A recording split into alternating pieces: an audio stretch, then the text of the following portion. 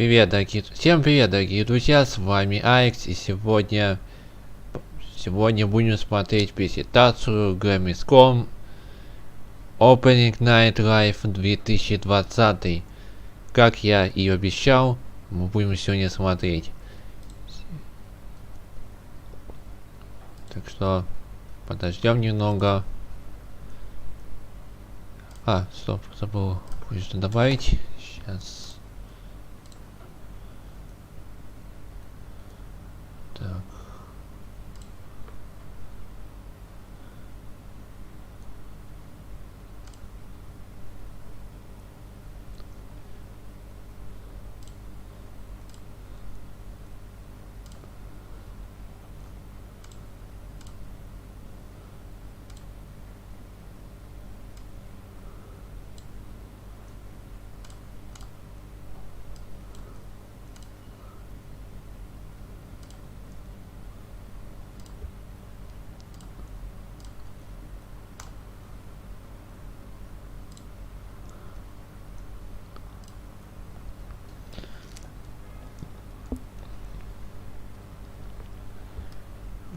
Короче, добавил я чат, чтобы вы могли комментировать.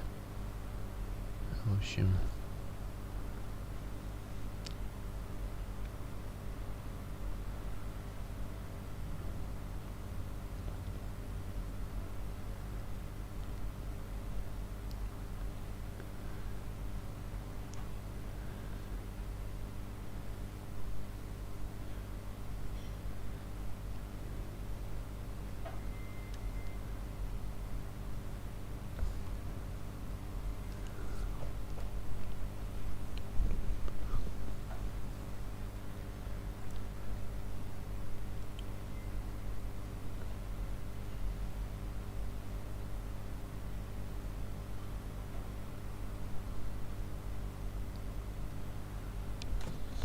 Ребят, забыл сказать, что у меня есть YouTube канал. Сейчас.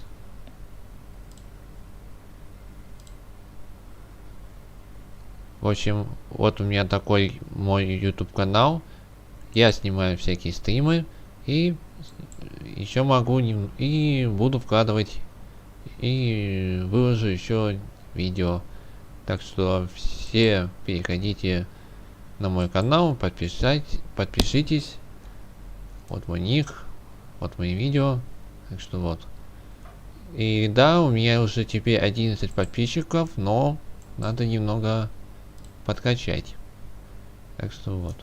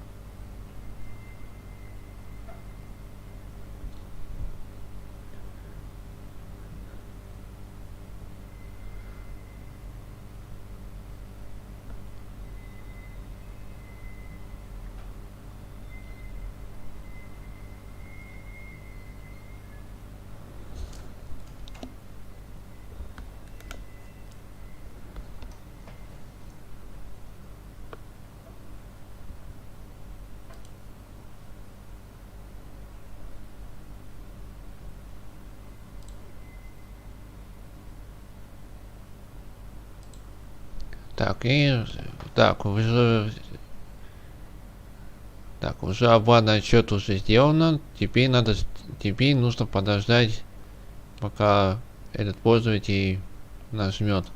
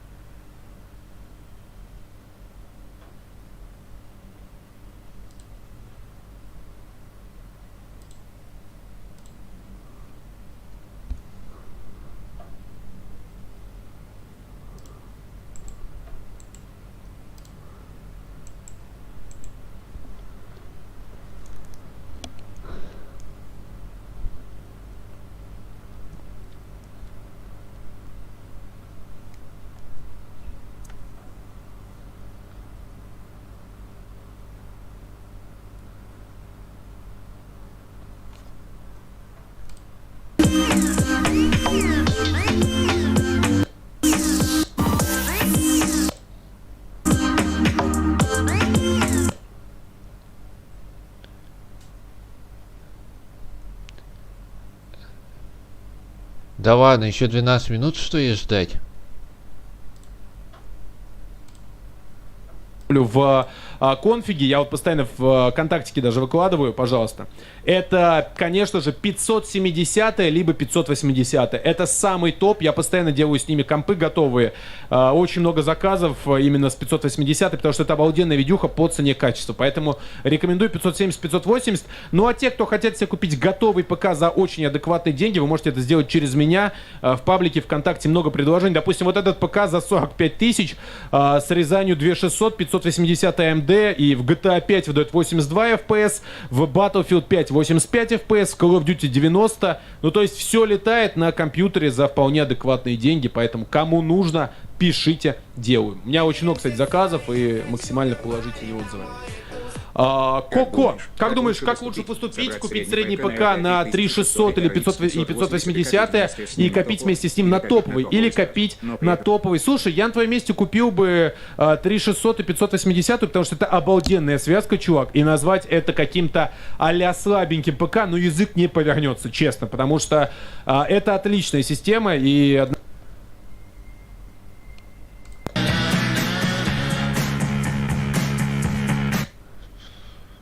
Так, нам придется где-то еще 11 минут ждать. Ну, то есть... Так что вот.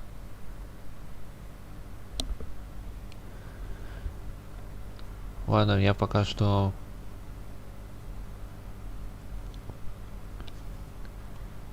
Ладно, пока ждем, я кое-что...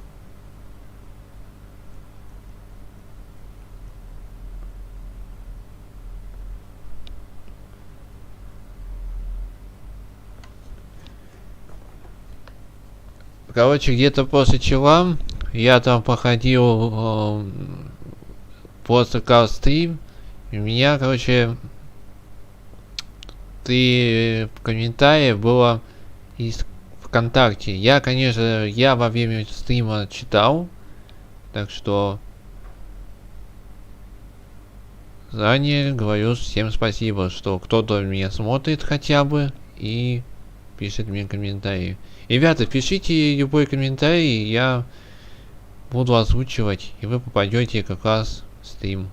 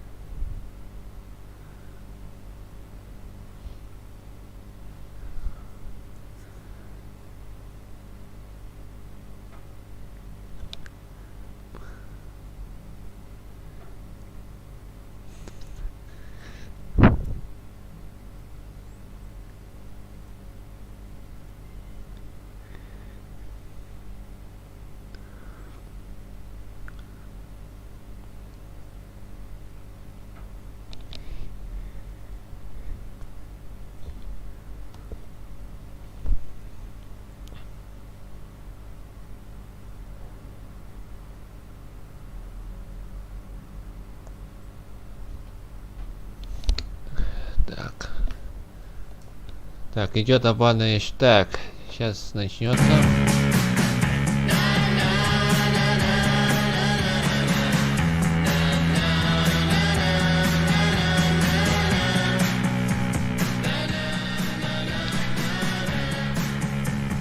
Все, начинается.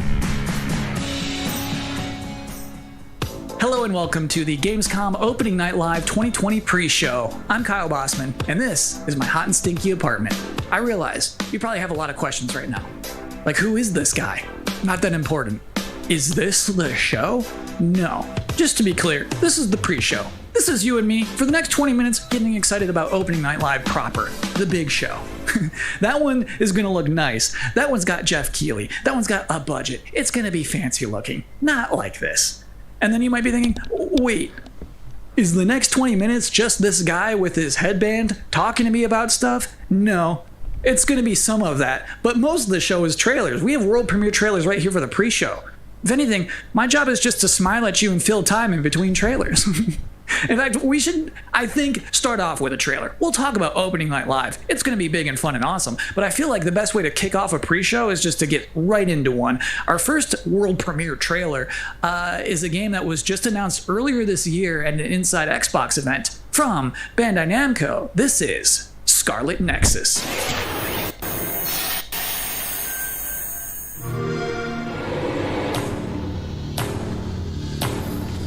You have to be prepared for anything. Intruders were just detected. О, аниме.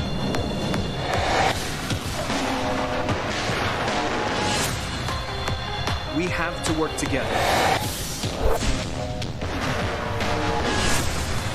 Or the world will be destroyed. We have so many different powers. Let's do this.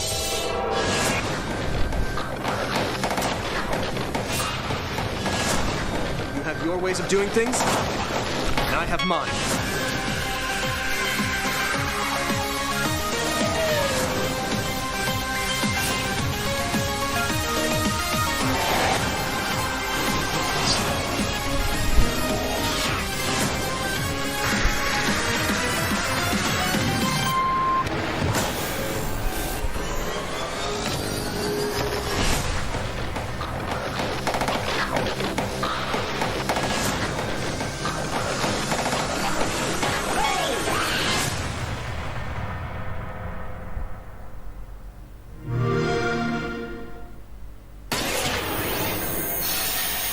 If you're just now joining us, this is the Gamescom Opening Night Live 2020 pre-show. That was a trailer for a video game and not an anime, and I'm Kyle Bossman, not important. For the next 20 minutes, much less than now, we are counting down the minutes until the big show, Opening Night Live, in which you're going to get fresh looks at Fall Guys Season 2, Destiny 2, Call of Duty Black Ops Cold War was just announced yesterday. We're already getting to see more of that tonight. Lots of things to see. Cindy Goodman from IGN is going to be giving out the Gamescom awards for Best PC Game, Best PlayStation Game, Best Xbox Game, as well as talking about some brand new shows from IGN that they are debuting this week at Gamescom. Lots of stuff in ONL. It is going to be a chunky, thick show. But in the meantime, for this pre-show, it is time now for another world premiere on our end. The game next that we're going to see is called Quantum Error. And parents, let me warn you now, it's time to put the kids to bed, because it's about to get scary as hell in here. I don't care if you're in the Western Hemisphere and it is the afternoon. Put the kids to bed.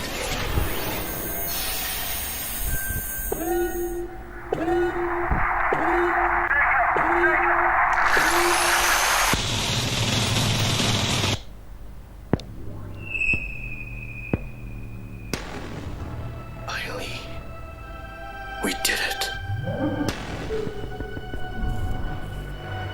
That artifact you recovered.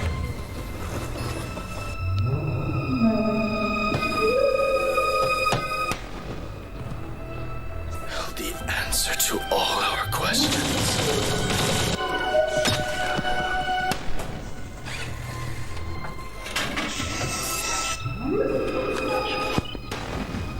We can control them now. Ого. Ого, это что еще? Это что, пособие, что ли? Use them to travel the stars.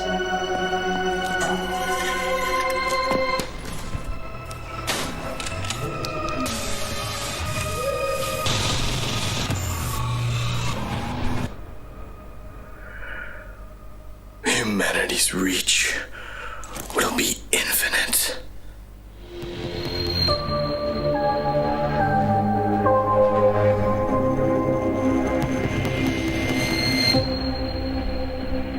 Юантум Эо. Ого, какая-то космическая We've got a lot more ошибка. world exclusive trailers to go, more pre-show to go, an interview with Jeff Keighley. Next up, we have a car brand synonymous with racing and innovation and a key partner of Gamescom for years, Ford. They're about to exclusively reveal the first ever car made with gamers for gamers. Check it out. Ford knows racing. In 2019, we brought our love of racing to gaming, and Team Fordzilla was born. And that was just the beginning. In May, we launched Project P1 to design a car in collaboration with gamers for gaming. This project was a global first, and our designers let their imagination go wild. So on to our first global announcement. Please welcome our first ever Team Fordzilla Project P1 model. Ого, новая тачка. О мой гад. Вот это тачка. От компании Ford.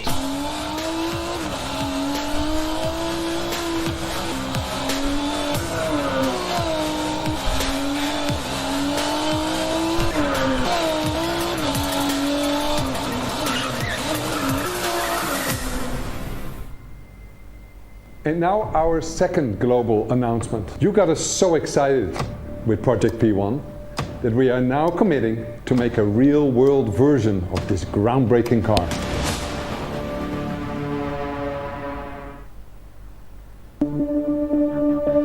If I didn't have games, I guess I would just be writing a lot more. Video games and writing are absolutely my two favorite passions, and I just managed to combine them into a job. So I feel like, honestly, I probably would have finished a couple of books. If there were no game, what else would I do? I mean, I like tech, but you need to do things on the technology. And so if I can't play things, if I wasn't into gaming, yeah, it'll be a lot of TV watching. If there's out there a universe where I'm not a gamer, then I probably would start to game. I think I will try something to put some smile on the face of everyone. I would watch a lot more movies and read more books and get bored. Welcome back to the Opening Night Live pre-show. This is only the second year of ONL existing, but I think it is safe to say that this year's will be unconventional. So to tell us what to expect from the show this year, please welcome Jeff Keighley. We are now joined by Jeff Keighley, host and executive producer of Opening Night Live. How you doing, Jeff? I'm doing great, Kyle. How are you? I'm doing okay. So back in April, Gamescom said we're going digital this year. When did you start thinking about ONL and how that's going to look? Well, we knew last year we were going to do another ONL this year because it was a big success, but yeah, we had no idea what format it was going to take. Normally we are in Cologne. This year we're doing it from Los Angeles, but actually Gamescom came to me and said we definitely want to do ONL. It's a digital event for the whole world, so even if we don't have something physically in Germany, we still want to do this show with you. And I said I was doing Summer Game Fest, and maybe we can bring all these things together to create this grand finale for the show. And all summer I was really hoping to do a show that was a little bit bigger than I've been, broadcasting from home here for many months, and I wanted to do something with kind of a set and a little bit of spectacle to it, and bring the whole industry together, and that's what we're going to do. So is it going to be just as long as a regular show? Yeah, we have like 2 hours of stuff to show folks from across the industry.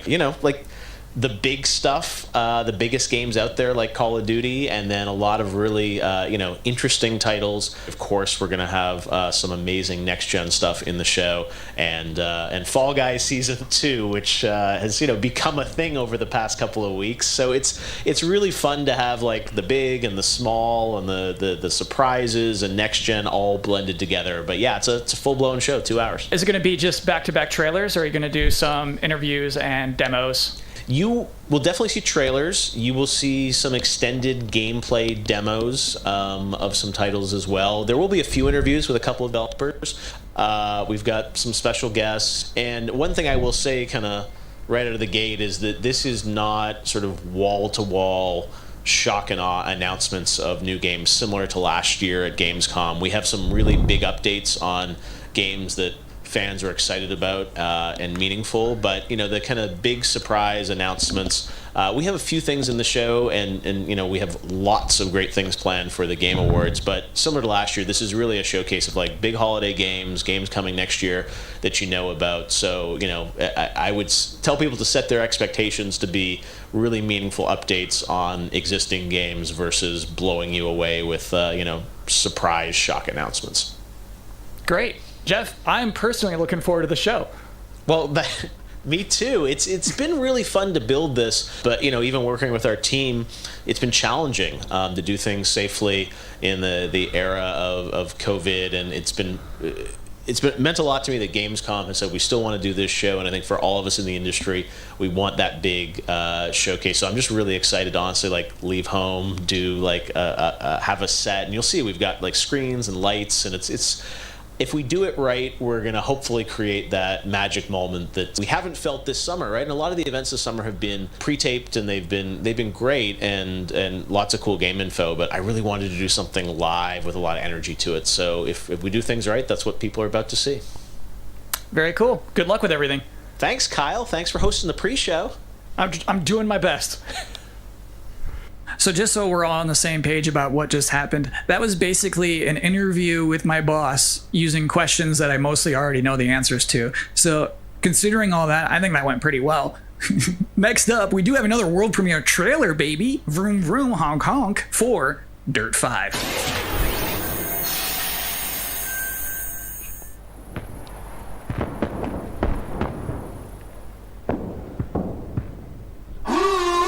О, Дьют 5.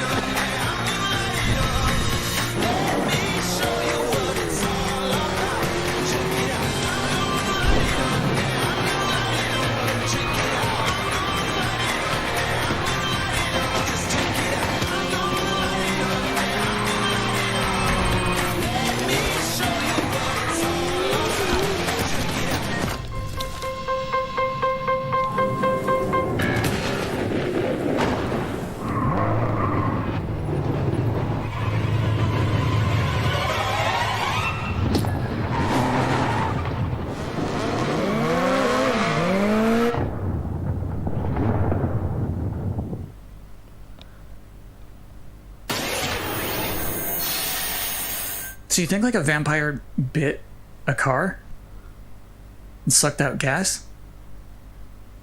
To be continued. It is now time for the part of the pre-show that I've been reading your live comments. I see them right now. Everybody's blowing up, demanding Kyle's 10 reasons to be excited for Opening Night Live. Well, let's kick it off. Reason number 10 to be excited for Opening Night Live 2020, feeling excited for next gen again. Number 9, Jeff Keighley wardrobe reveal. Number 8 reason to be excited for Opening Night Live 2020. Destiny trailers are usually pretty good. Number 7, it will mean this pre-show is finally over. Number 6, Call of Duty Black Ops Cold War. Number 5 reason to be excited for ONL 2020. Shadow drops? Number 4, Fall Guys Season 2. Number 3 reason to be excited for ONL 2020. Actual gameplay from a mysterious PlayStation 5 exclusive. Ooh! Number 2, everything else in my life sucks right now. And the number 1 reason to be excited for Opening Night Live 2020, Jeff Keighley said it's gonna be good. We have one final world premiere trailer to show off, and this trailer is an announcement of a Switch version of a popular game from 2018 that can only be described as Dinosaursy. Enjoy.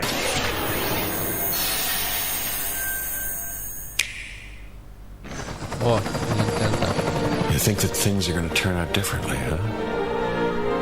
Well, the ones before you did too. Because they believed that they were in control. And control... О, мир юрского периода.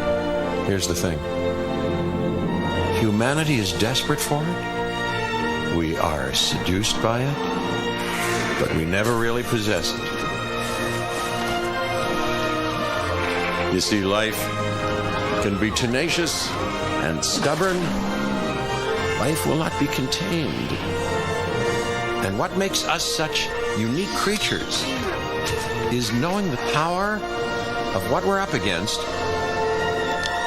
and still believing that we can win.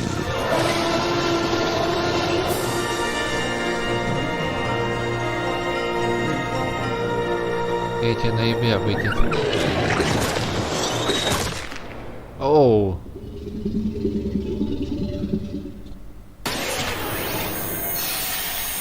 That's it. That's all we have for you in this very pre-show. Please be excited for the actual Opening Night Live, in which you'll see some Destiny 2, you'll see Fall Guys Season 2, you'll see Black Ops Cold War, that mysterious PlayStation 5 demo, some things we've probably never heard of before. I think it's going to be a very good show. I'm personally excited about it. Me!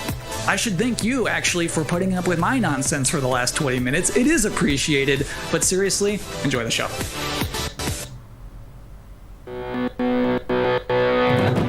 So what's the plan? Time to take control of our world.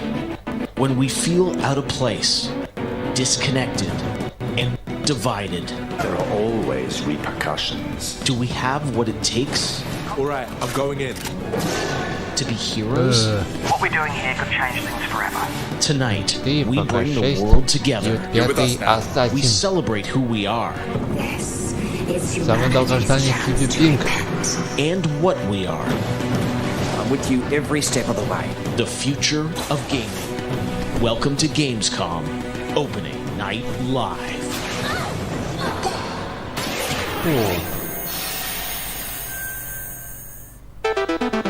Hello everyone, I'm Jeff Keighley and welcome to Gamescom Opening Night Live 2020. Now this year, Gamescom is of course a little different than normal, and I hope all of you and your families are safe and healthy at home. In 2020, games have comforted and connected us more than ever. And with the launch of PlayStation 5 and Xbox Series X later this year, games are only going to get better. Well, all summer, I was hopeful we could get to this very moment, a big live showcase filled with more than 35 games to kick off Gamescom 2020. Tonight, you'll get a first look at Fall Guys Season 2 and an extended gameplay demo of Ratchet & Clank Rift Apart for PlayStation 5. Plus, we might have a couple surprises along the way, too. But before we start, I want to acknowledge and thank all the game developers, marketers, and publishers who have worked under challenging circumstances to keep us entertained. This show is nothing without them or my production team, and doing a show at this scale safely is not easy, especially when all of you at home have some pretty insane expectations. I hope tonight reminds you why you love to play games. And with that, we're going to move on to our first game, with a game that was just announced yesterday, Call of Duty Black Ops Cold War. And joining me is Dan Vondrak from Raven to tell us about the game and give you an exclusive sneak peek. Dan, how you doing? Good, Jeff. Thanks for having me here. This is been a dream project for us to work on from nearly the beginning of development.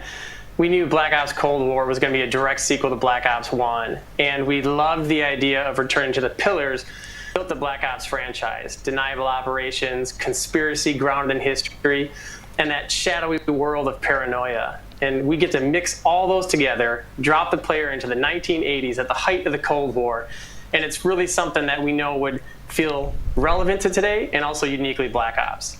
Well, you start playing with Black Ops, everyone wants to know characters. We saw yesterday in the reveal trailers, some familiar faces. So, Woods, Mason, break it down. How does this fit into the Black Ops canon? You said it's a direct sequel, so are we going to see a lot of familiar faces? Yeah, part of the fun in making this game was bringing back the iconic characters like Woods and Hudson and Mason and seeing how all those personalities mix with some of the new characters. So the campaign takes place in 1981, and we love that we've been able to have so many connections to the original Black Ops and really be that direct sequel to the game. Now, one thing that I'm really excited about this is you're pushing the storytelling in kind of a new direction with some branches and some options about how you play through the campaign. Can you maybe walk us through your thinking there?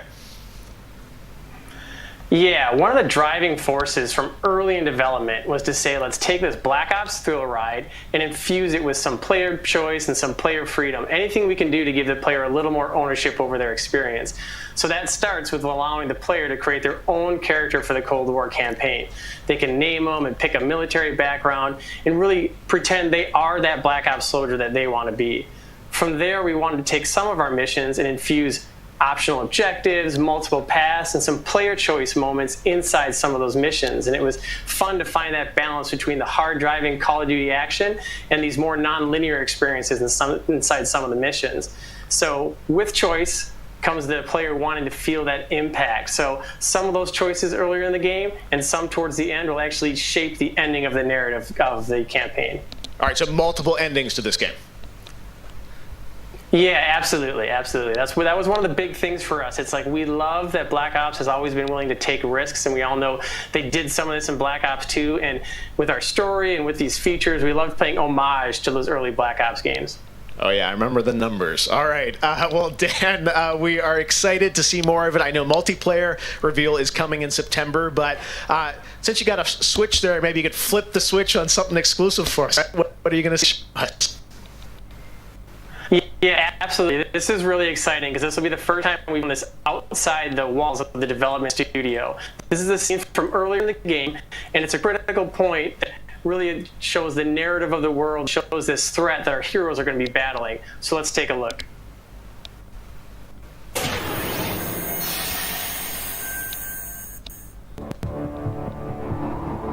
"1943. Detailed information from the Manhattan Project was stolen from Los Alamos by the Russian spy known as Perseus. 1968, the Vietnam War.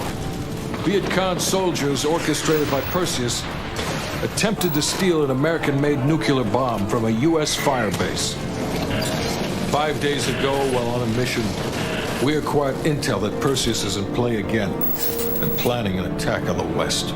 Остров охлаждения покажет. Perseus. The CIA's analysts consider him to be the single largest threat to the free world. Mr. Hudson, we're all aware of Perseus. We're also aware he's more myth than fact. I mean, personally, I think he's nothing more than the Russian boogeyman. General Haig, allow me to introduce the man best suited to respond to that. CIA clandestine special officer Russell Adler.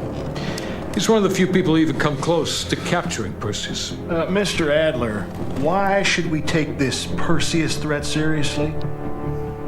You don't have to, sir. Yeah, but then a lot of innocent people are gonna die. Why do you say that? Sir, every time Perseus has come into play, it shifted the balance of the Cold War. After 13 years of silence, if he's active, something big is gonna happen. Something that will affect the free world.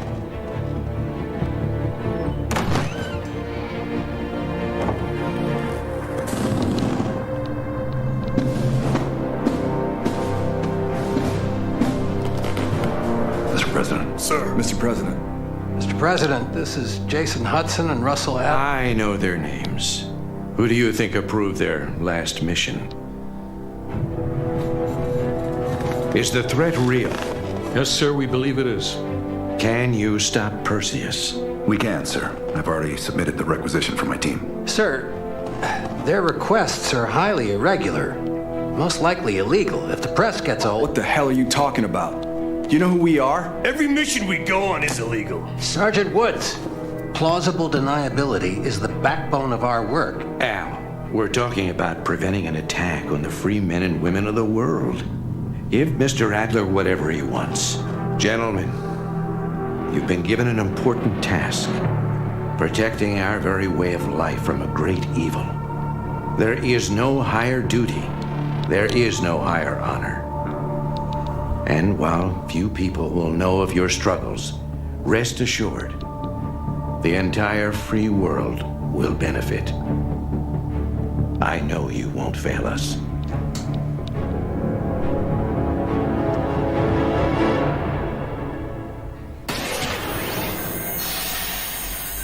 Это просто капсцена Tonight we была. have some new game announcements for you guys as well, including this one, a new next-gen narrative action-adventure game from Reflector Entertainment in Montreal. It's called Unknown 9.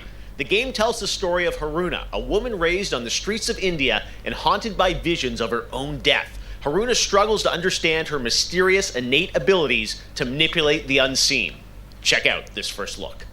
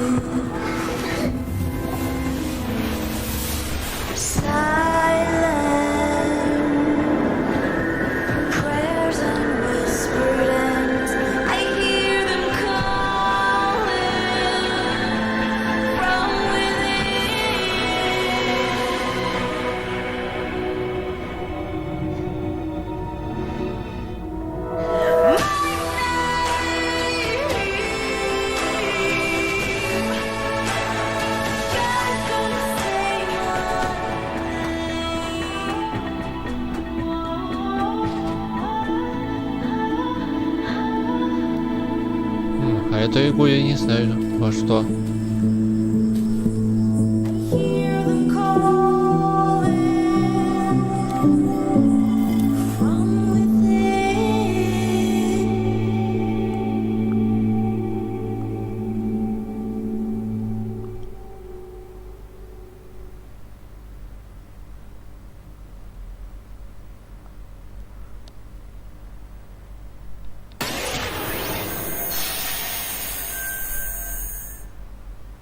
All right, let's get to the gameplay. One of this year's biggest games has been Doom Eternal. Tonight, we've got an exclusive first look at the campaign expansion called The Ancient Gods Part 1.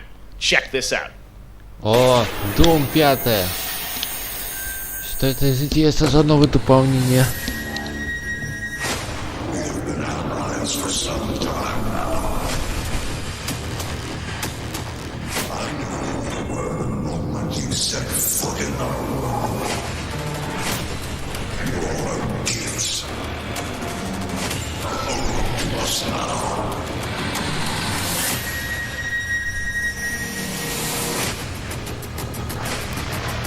The Slayer has arrived. Please proceed with control, assertive aggression.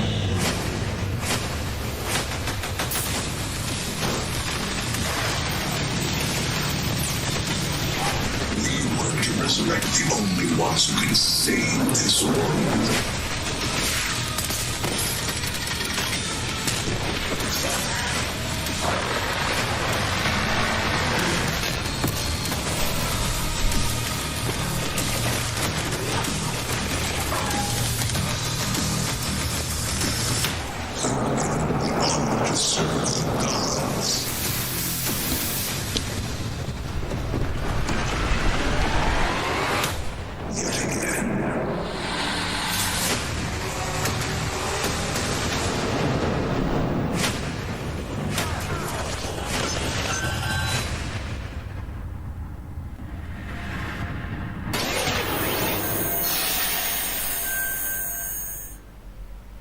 2020 marks the 25th anniversary of a legendary game studio, BioWare.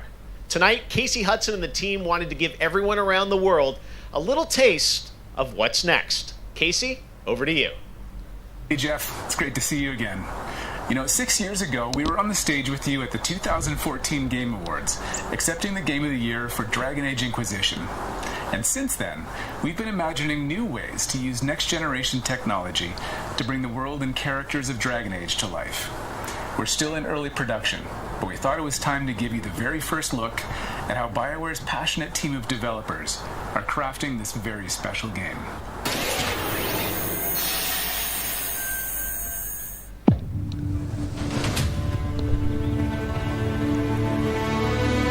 I've been at BioWare for a really long time, so I've got to see it grow up and turn from a company of 35 people to a company of more than 300 people. There's amazing people in the industry. There's amazing stories to be told with other people. I love that character so much. It's awesome. We're very experimental here at BioWare, so we're always coming up with new stuff. We're always trying to improve, innovate, and bring new characters to life for our players and fans to enjoy. The world of Dragon Age really has got it all. It's got frontier stories, it's got mystery, it's got hard-boiled detective stories. And of course, it's all wrapped up in kind of a fantasy setting. You really feel like you're the hero in the Dragon Age world and you're saving people. Dragon Age to me is a wonderful world to play in. I am really excited about the future of Dragon Age. This is an original world, original flora, original wildlife, original architecture. That makes it fun to explore and discover. In the next Dragon Age, you get an opportunity to see new things, new places, and interact with people who lived and grew up in these spaces as well. For the game we're working on now, we want to tell a story. What happens when you don't have power? What happens when the people in charge aren't willing to address the issues? The things that you can expect in the next installment are going to be stories that focus on the people around you and the friends and family you make. Something that we'll be able to look forward to in Dragon Age is a really close relationship with game characters who really become real for you. We want characters to either be loved or hated. One of the best examples of that is Solus. Half the community wants to kill him, half the people want to marry him, then another part want to do both. They call me the Dread Wolf. What will they call you when this is over? BioWare and EA has been one of the forerunners in using motion matching technology, and that makes it way more realistic when you're looking at the characters and the way they walk and move and interact in the world. Players want that suspension of disbelief that this wonderful collection of digital pixels is actually a living, breathing soul. No, it's okay. That's the good kind of rumble. I actually design bosses. I help with the creature design team as well. So I do all of the big threats that you have to go up against. Nobody dies on my watch. For the Wardens! Choice is a big part of what Dragon Age is as a franchise. The decisions you make can affect change in the world. Decision making can mean that a party member lives or a party member dies. And it means owning your outcome and reactivity to the choices that you do make. I just love the possibilities that Dragon Age offers us, and I'm excited to explore a lot more of them. To me, that potential is what gets you up in the morning. It's a fantastic opportunity every time.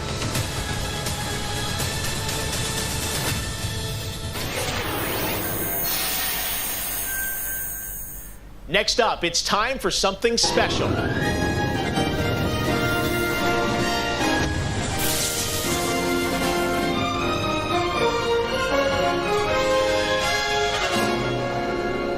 Great Scott! I think нас there's отбудут serious все. miscalculation.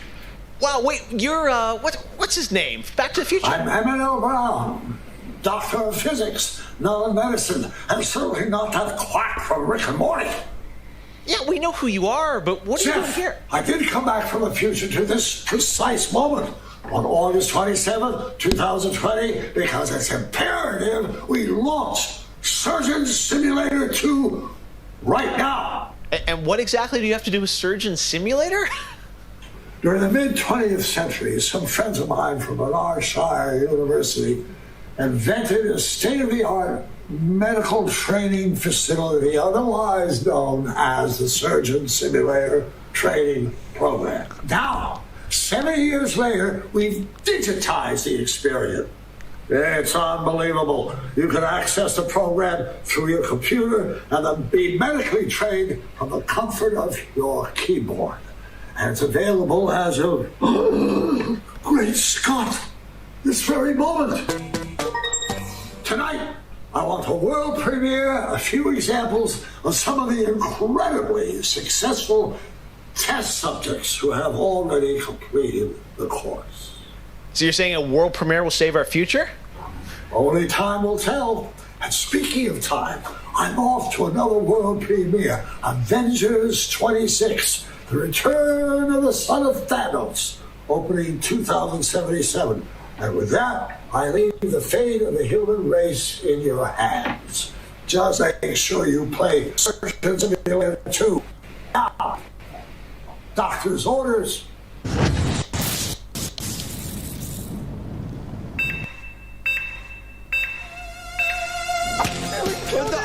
That's on his head! No! I'm gonna give him a little pat on the head. Where does this part part go? There, we got it. He looks good as new. Now grab the good arm and bring it in here. We're dying. He's dying. Oh, his face. No, that's not right! My finger slipped! He gets the right. Jesus Christ! What about? Oh, it's fine. He's perfect. We saved him. Doc Brown introducing Jacksepticeye playing Surgeon Simulator, only on opening night live. All right, well, if you thought that crossover was kind of crazy, wait until you get a load of this next game announcement that I don't think anyone probably saw coming. Check this out.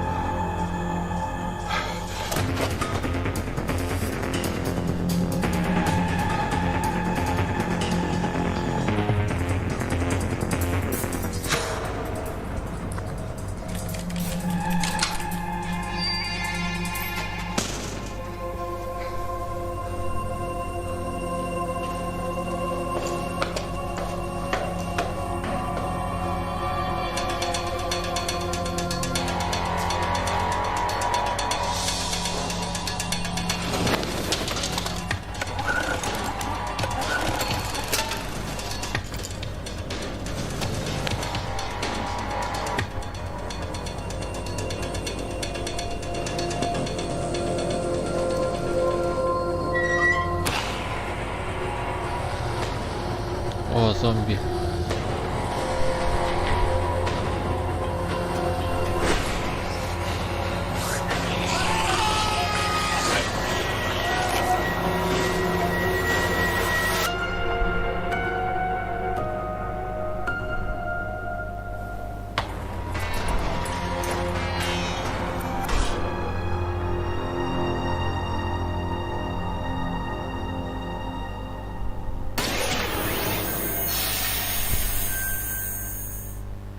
Tonight is just the start of Gamescom 2020. Over the next 3 days, there are more streams from IGN and Webedia with in-depth looks at games, a digital cosplay contest, and some special new shows just for Gamescom. Your portal for all things Gamescom this year is Gamescom Now, which you can check out at gamescom.global.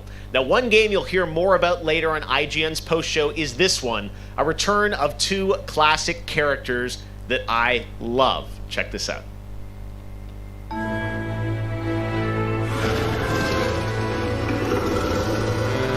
In a world gone strange,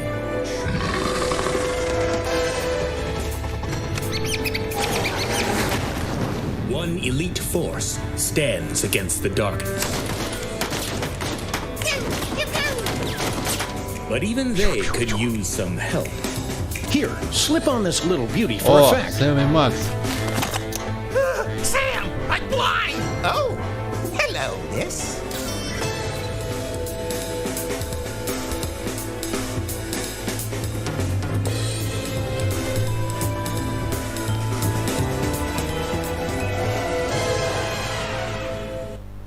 The return of Sam and Max. Yes. All right. And now it's time to say hello to my wonderful co-host for ONL from IGN. Please say hello to Sydney Goodman. Thank you, Jeff. What's up, everyone? I'm Sydney Goodman, and I am thrilled to be here. Gamescom is always such a fun event, and throughout the show tonight, I'll be telling you about all the different ways that IGN is involved in this year's festivities. But first, I have an award to announce. The winner of Best Nintendo Switch Game is Little Nightmares 2. Huge congratulations. Like I said, IGN is going to be here for all of Gamescom with great shows such as the Gamescom Studio, where you can find me and my co-hosts for all day long games content, interviews, dev talks, and more. Plus, we have Gamescom Awesome Indies, the show with and for indie developers. That premieres Saturday, August 29th at 7 p.m. Central European Time, so be sure to tune in for more announcements and special guests. And now, let's go back to Jeff for our next big world premiere. Awesome. Thank you so much, Sid. We are so excited to see what's in the Gamescom studio and also Awesome Indies, and I'm going to be on the Daily Show tomorrow, so looking forward to that. All right, well, on to our next game. In the next World of Warcraft expansion, players will journey beyond the mortal world of Azeroth to a place where no living soul has set foot before. The Shadowlands, the afterlife of an entire Warcraft universe. The infinite realms of the Shadowlands are watched over by different factions, known as Covenants, each holding dominion over a different aspect of the afterlife. And depending on how someone lived their mortal life, they may end up as part of one of these Covenants when they cross over into the Shadowlands. Today, we're excited to give you a closer look at the noble and pure Kyrian Covenant from the realm of Bastion, who are charged with carrying the souls of the dead into the beyond. So sit back and get ready for the world premiere of Bastion, the first in Blizzard Entertainment's new 4-part series of animated shorts called Afterlives. Enjoy.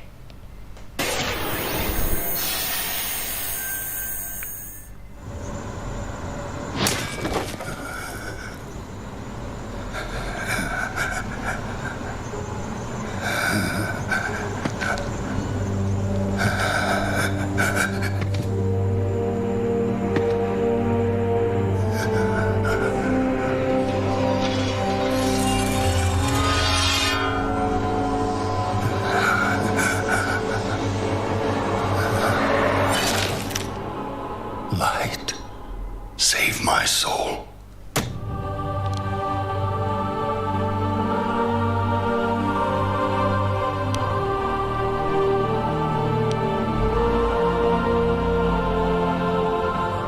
Uther.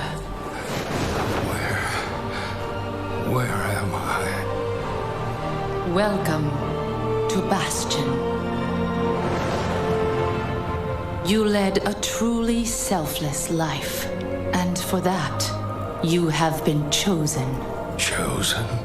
To shed your mortal burdens and join the ranks of the Ascended, serving to ferry the souls of the dead unto the Shadowlands. I serve the light, and my work is not done. There is an evil that must be... There is no evil here. The darkness was sealed within the maw long ago. You're wrong. He destroyed my home, murdered my people and my king. He must be punished. You are an aspirant now. You must accept your new purpose and purge yourself of this desire for vengeance. What I desire is justice. Devos, why are you training this soul? It is beneath your station as a paragon. He cannot let go.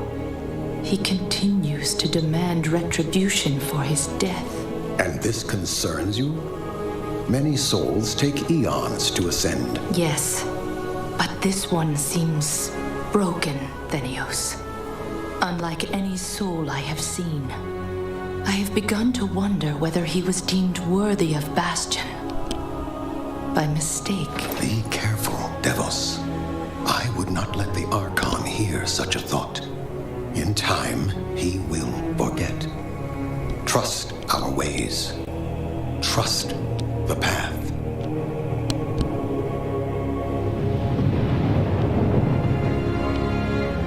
Devos, how long must we train? Until you are ready to ascend. And what is keeping me from ascension? Nothing but the memory of your mortal life. How can I forget when I can still feel his blade? Your soul is wounded? Who did this to you? He was my student. He betrayed us all. Show me.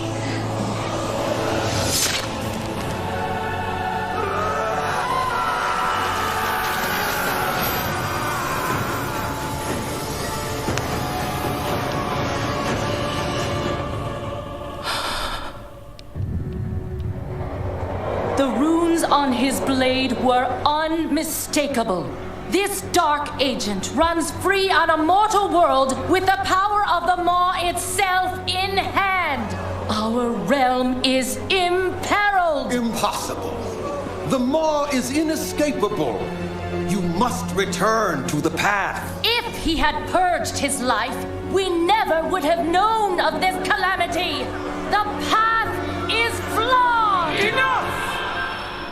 The order of the Shadowlands depends on the execution of our eternal charge. You will abandon this course.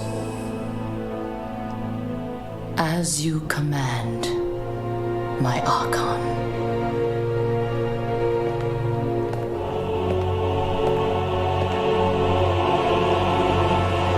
Uther!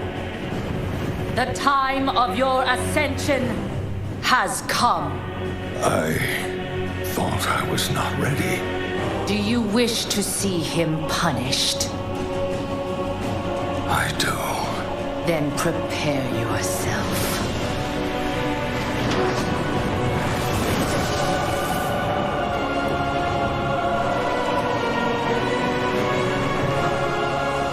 The moment he falls, we will claim him.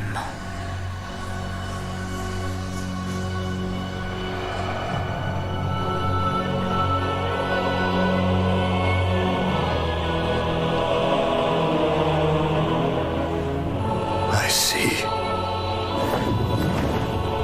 Only darkness before me.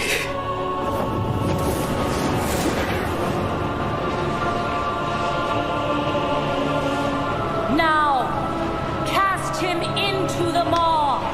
Return him to the darkness he served. His eternal suffering awaits. He was my student.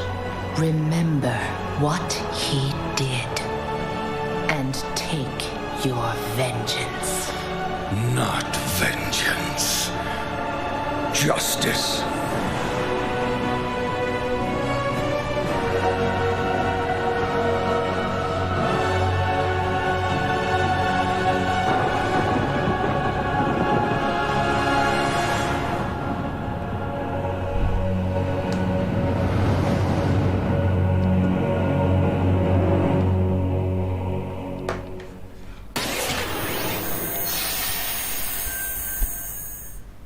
All right, hope you guys enjoyed that exclusive look at Bastion. Now, we know many of you can't wait to experience Shadowlands, and our friends at Blizzard want you to know the wait is almost over.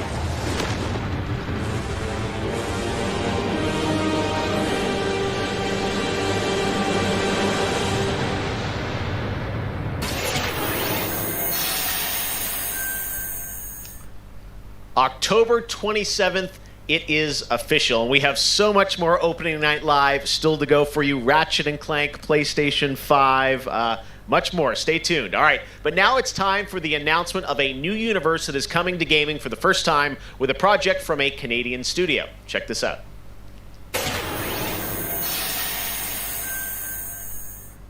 They have returned. They corrupted, divided, conquered, until finally, the gates of the celestial realm were thrown open. Our last remaining hope, the Stormcast Eternals. Vengeance made manifest.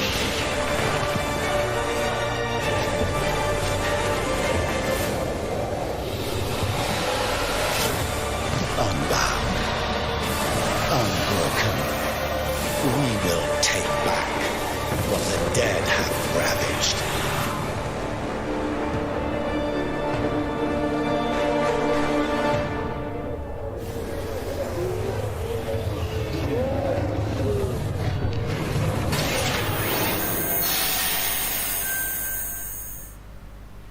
Now, you guys may remember back in June, I had some masked fun with my buddy Crash Bandicoot announcing Crash 4 It's About Time.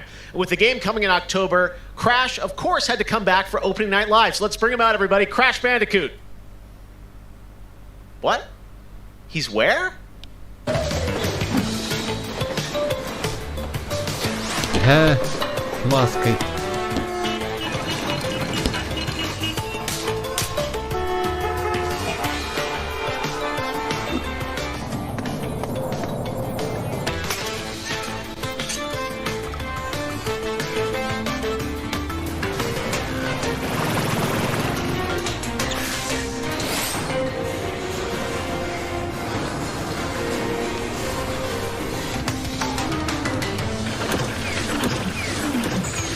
Робот.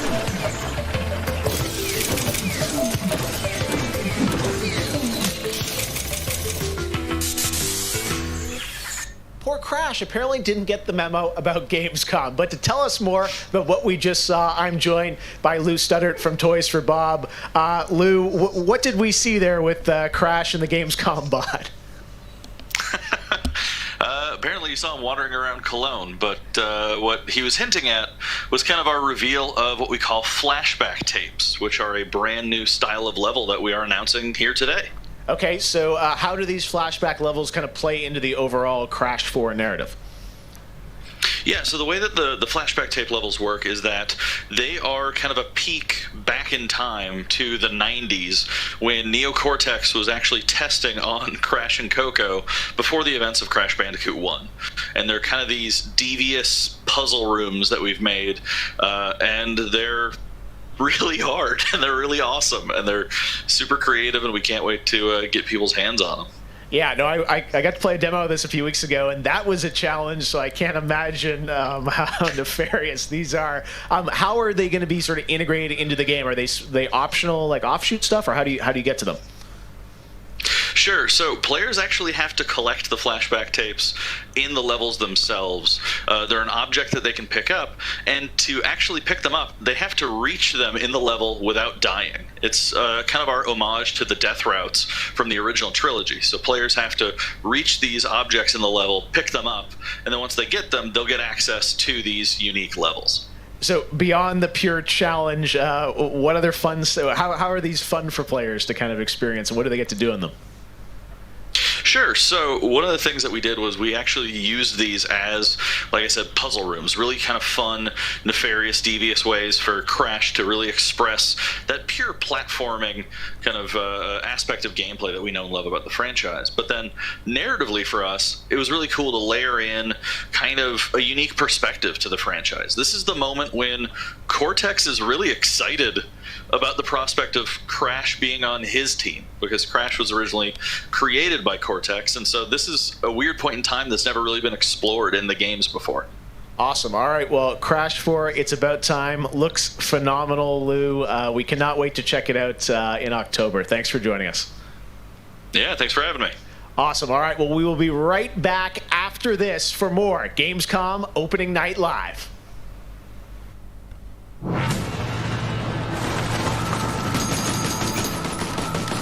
I have become terror.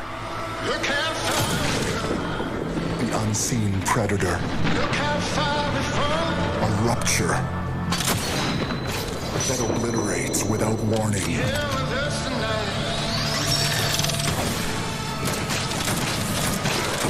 Alone, the hordes of Enoch will fall before me. But together, this entire planet will fear us. The anomaly alters us, each in our own ways, yet we are drawn down the same road, into the dark heart of creation. 'Cause I feel the way you feel. We will find the source, whatever it holds, whatever it takes.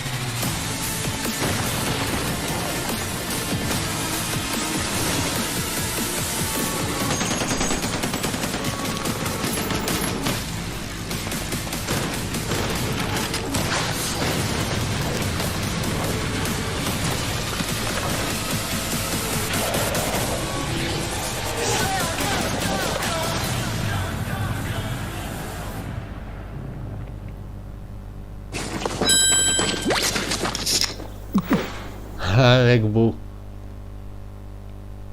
Welcome to the Hyperscape. Enter a contender. Yosh, ikuzo. Leave as a champion.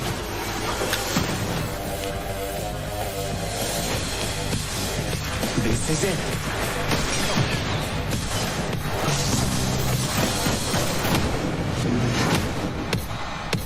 Time to party!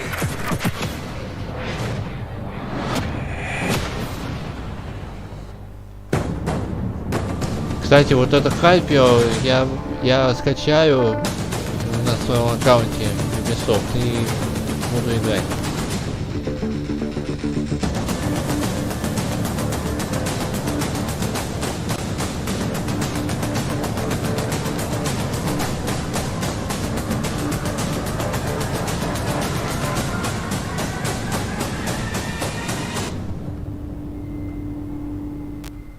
Welcome to Necromunda. I can see you're new here. Let me get you up to speed. The Underhive's named well. A sprawl of humanity suffering away like ants. Deep underground where we ain't causing trouble but are rich boys and girls, no matter how loud we are. And do we ever make some noise? Every Orlok says they could shoot the tail off a lashworm and they'd splash your head from 20 paces for saying they couldn't. I don't want to say immortal, but when their armour, blood, skin and will are of iron, it's a potent combo.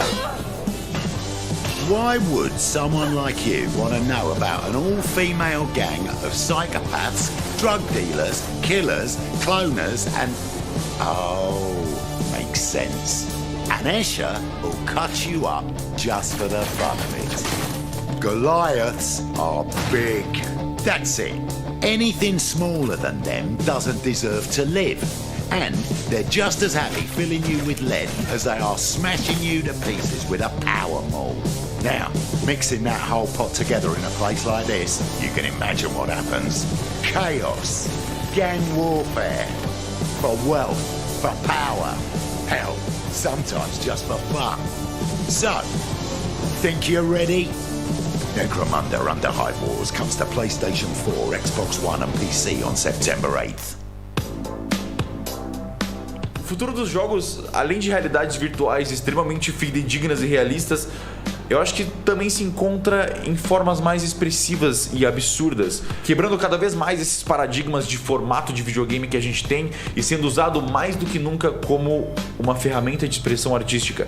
I envision the future of gaming to be quite bright and quite online. The next generation of console will clearly allow AAA and indie developers to build more creative-driven games that I hope will cover more diverse subjects. I want to play all kinds of stories about people and places, both real and imagined. I want comedy games, I want autobiographical games. I really want to see what people can do with the medium. Pro futuro dos games, eu vejo uma evolução, obviamente, gráfica, mas eu vejo ainda mais evolução na inteligência artificial e na maneira com a qual a gente interage com os games, tudo em busca de experiências mais imersivas.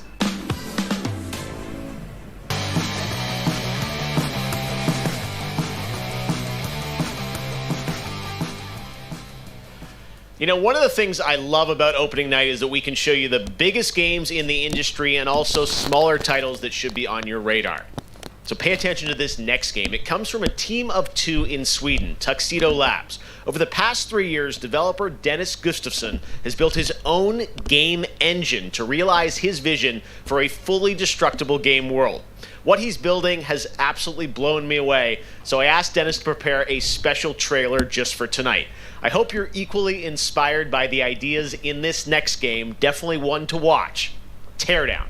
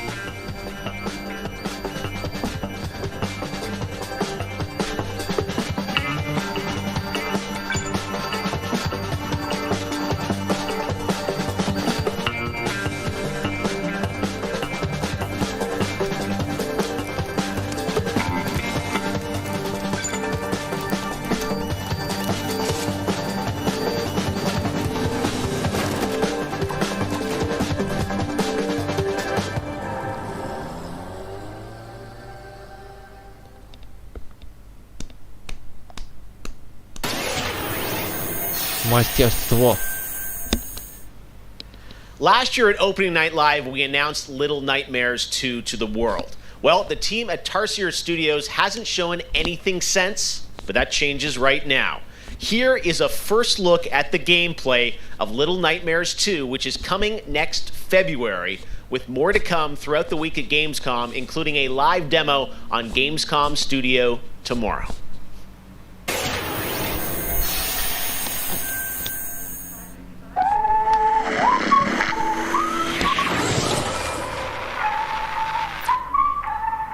Nice. All right, thank you.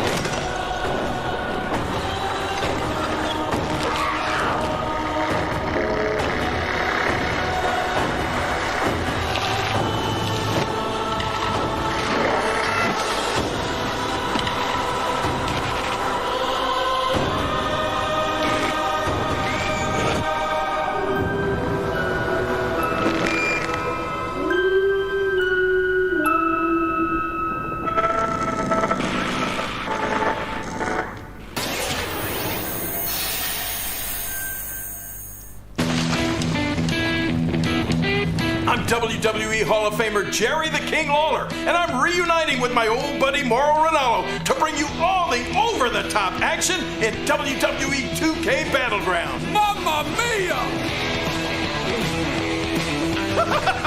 This is great! This arcade-style video game is over-the-top outrageous, with over 70 WWE superstars and legends brawling it out like never before! Oh no! Hold on to your toupee, Mauro! Look out below!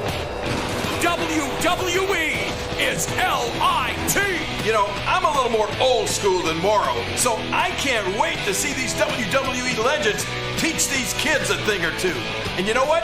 Here's a closer look at the insane action. It's a great evening for WWE action. Oh, wow! Take that, Mauro! Man, it's so good to see the Bella Twins at their best. And now, let's keep this party rolling with another matchup.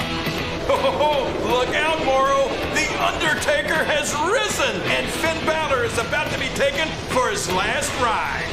Mamma mia, what a move!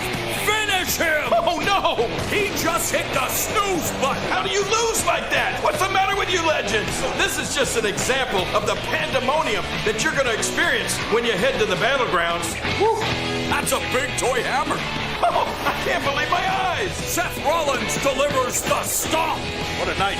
What a night! This is the greatest thing I've ever seen! Pre-order WWE 2K Battlegrounds today and brawl without limits.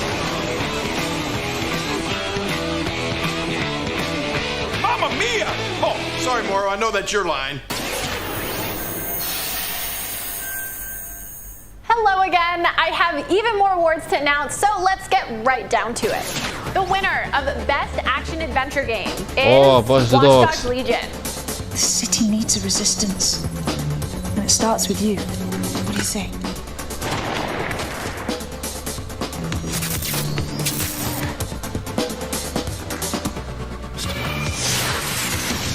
Boom. I'm the perfect shot. The winner of the Best Action Game is Star Wars Звездные Squadron. войны. Think you can escape? This is gonna be close.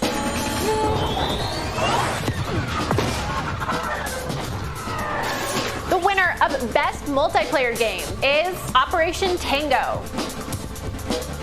Operation Tango.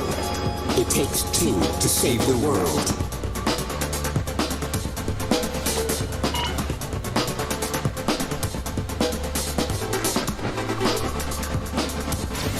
I used to be an explorer. The winner of Best Indie Game is Curious Expedition 2. Did not believe what I had witnessed. It was time for the world to learn my name. Congratulations to all the winners! As I mentioned, IGN will be here for all of Gamescom with great shows and new ways for you to get all your gaming news. Check it out. Gamescom 2020 is the heart of gaming, and you can keep to the beat right here on IGN. We've turned the single biggest show in gaming into 5. Gamescom Now is your virtual show floor with up-to-the-second live coverage. Gamescom Daily Show, Gamescom's first ever late-night talk show, our Gamescom Awesome Indies Show, the freshest deep cuts in indie gaming, and finally the Gamescom Best of Show, including the Gamescom Award. Gamescom 2020 is available on IGN and wherever you stream Gamescom Now. And now it is time to talk about that Best Action Game winner, Star Wars Squadrons. This is a new immersive space combat game from Motive Studios that delivers the ultimate Star Wars pilot fantasy. We've missed those. In Squadrons, you'll suit up and fly for both the New Republic and the Galactic Empire across intense 5v5 multiplayer battles, as well as an all-new, authentic single-player story set after the events of Star Wars Episode 6, Return of the Jedi. Today, we'll get a glimpse at what Squadron's story has to offer by taking a brief look at one of the single-player missions featuring some light narration by the Motive team. Let's check it out.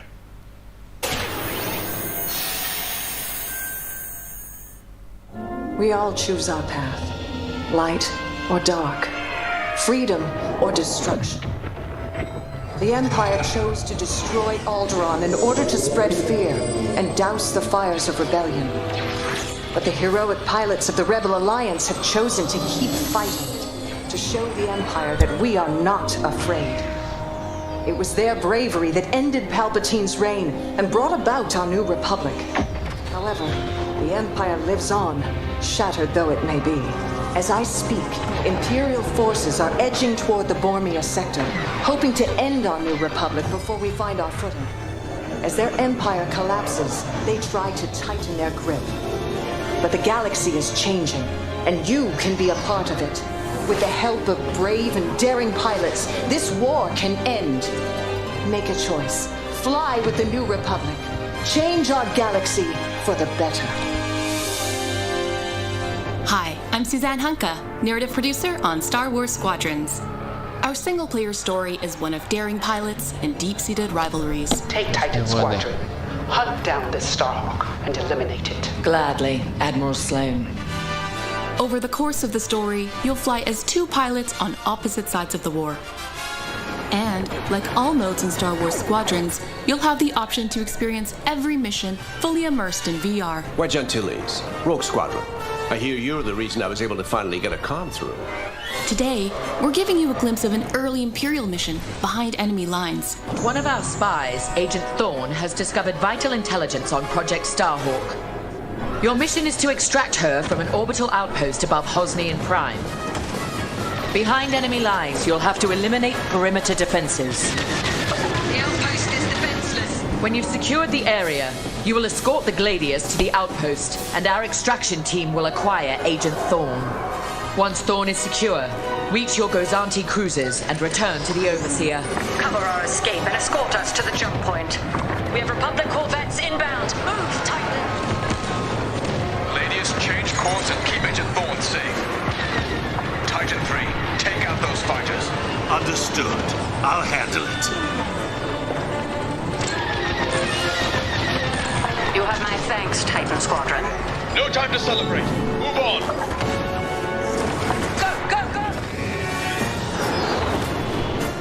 Each mission will immerse you into the escalating conflict between the New Republic and a shattered empire. Debrief with your squad mates between missions. You're our new wingmate. Customize and master all 8 starfighters and join the galaxy's finest. I need you focused and ready to go.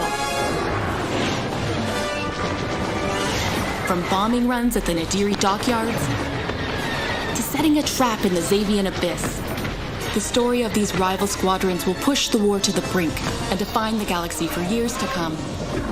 I look forward to seeing you in combat October 2nd.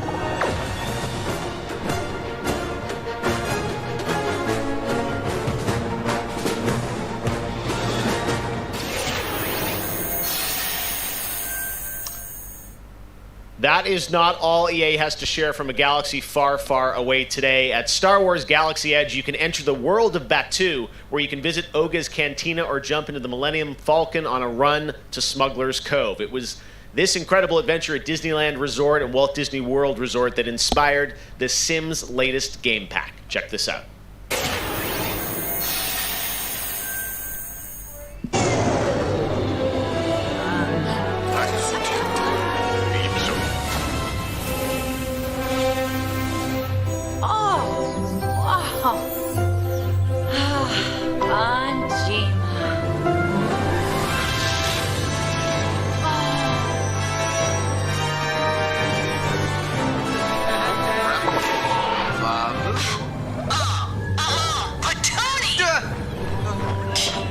Gosh. One genie. Shupaza Waf. Mob shoot Koiba! Nirma, Wegrin. You Sim.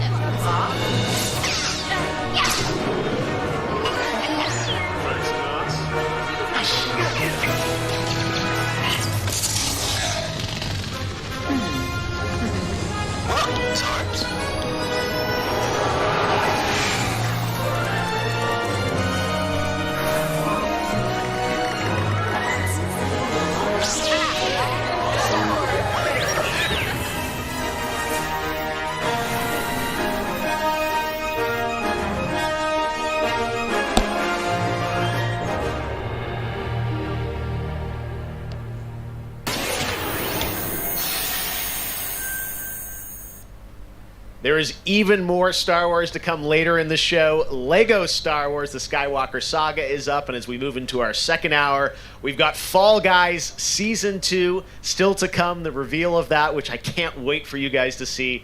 And of course, a gameplay demo of Ratchet & Clank Rift Apart for PlayStation 5. But right now, you might remember this next game from Annapurna Interactive from last year's Microsoft E3 event. And today, I'm excited to share a new announcement from the team. This interactive thriller about a man stuck in a time loop is one of this year's most intriguing indie titles, and now they've added an absolutely all-star cast to the game. Here's a whole new look at 12 minutes.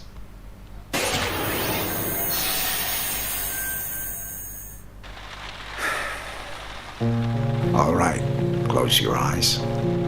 I want you to think of a flower. Look at its contours, its curves. Now I want you to imagine it changing, moving backward, returning to its bud. Think of that bud, unopened. Look at it as a whole.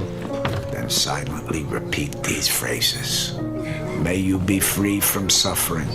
May you be free from fear. May you know peace and joy.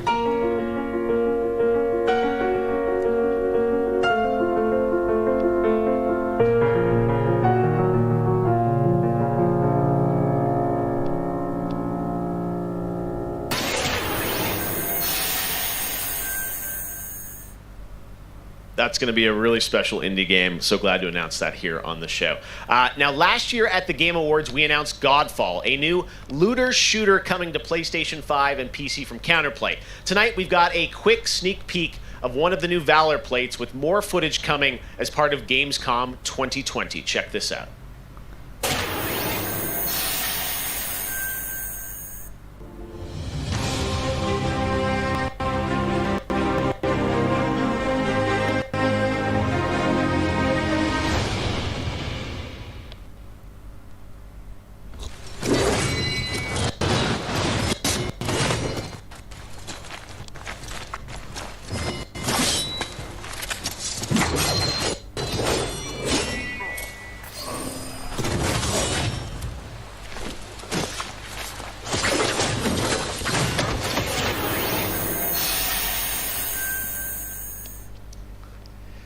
We have much more O&L to come. Exclusive looks at Lego Star Wars, The Skywalker Saga, Fall Guys Season 2.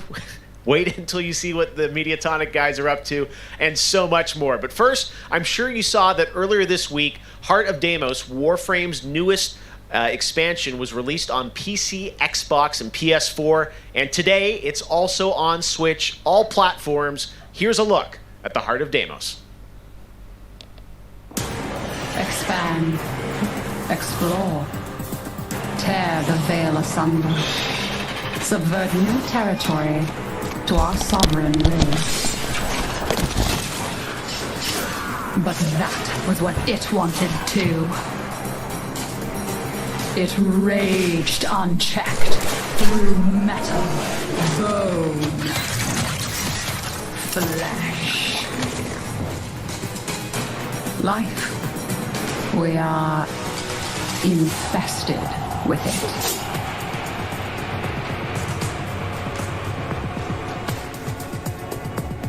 What? Visitors? Now, the gateway is failing. The jaws close. The final heartbeat approaches.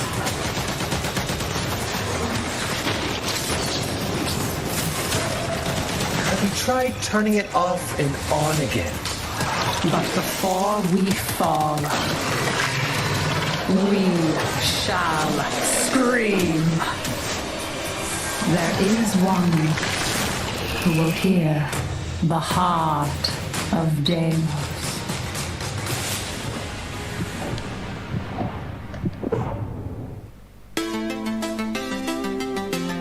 So many people have been discovering or rediscovering video games during lockdown, whether it be older people or bored teenagers or middle-aged parents who suddenly find they have to do something together with their kids. And I think I've given out more advice about video games in 2020 than any other time ever.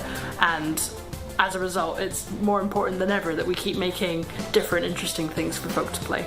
A pandemia pela qual a gente está passando tem sido um período difícil a todos. Então, nesse momento, eu acho que a gente precisa lembrar de mostrar mais empatia, demonstrar mais amor, mais carinho e saber que a gente vai sair dessa juntos. Vai ser difícil, mas isso tudo vai passar. I hope everybody gets healthy and safely through this coronavirus time. Care about other people and wear your masks. Jogos são, na minha opinião pessoal, a forma de arte mais incrível de se expressar. Eles englobam tudo: música, arte, escrita, e você tem a chance de controlar e vivenciar essas experiências você mesmo. É mágico, é maravilhoso. Jogos são puro amor.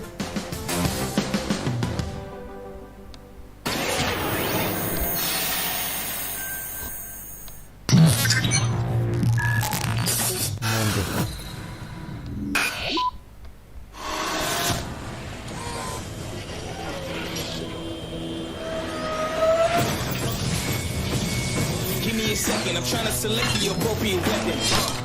Watch where you stepping, them snakes all around, you know they connected. When I was a kid, my grandmama told me I can't go to heaven, so I stopped praying and asking for blessings and started preparing for my Armageddon. Got nothing to lose, I'm all in. Walking the edge, don't fall in. Enough of the lies, don't apologize, I don't understand, are you foreign? This is the place, this is the site. Grab all your people and log in. I'm waiting, don't care how long it's gonna take. Watching the waiting for that first mistake. Don't come up missing, just checking the list.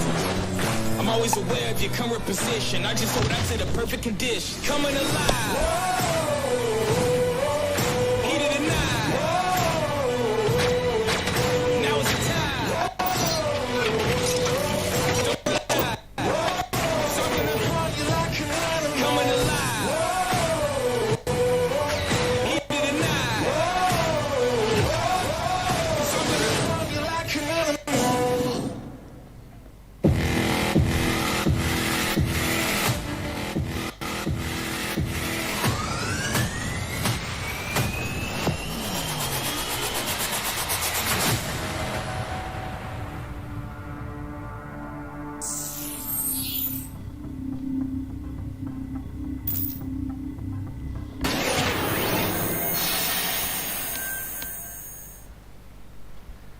All right, guys, we're back officially into hour 2. We've got an hour more of great stuff to show you. Destiny 2 Beyond Light. Stasis, you're going to see a brand new look at that. Fall Guys Season 2 and Ratchet & Clank for PlayStation 5 and so much more across the next hour. Opening Night Live continues, and it just is the start of Gamescom 2020. But right now, on September 25th, Mafia Definitive Edition launches, a comprehensive, built-from-the-ground-up remake of the original Mafia. Tonight, we've got the exclusive debut of the next trailer, called A Life of Reward Too Big to Ignore, which deals with Tommy's induction into the Salieri crime family. Check this out.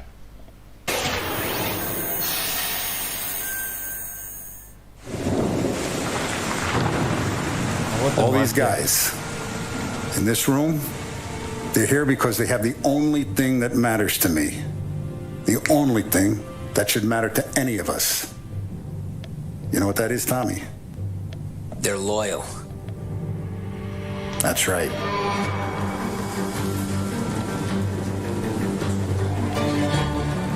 One day you're busting your back doing an honest day's work in a city that's been trying to scrape you off its heels since the day you stepped off the boat. And the next you're stuffing your pockets full of Salieri's dirty money. Go get him, Tommy! Teach these boys a lesson. Break every bone in their bodies. You want me to become one of those Wall Street boys? Don't sass me, Tommy. I'm trying to teach you the ropes, so you don't get strangled by them. Now you stay straight with me, you're gonna be living the high life, Tom. You abuse my trust. Don Salieri, you won't ever need to worry about me. Okay, then. Welcome to the family.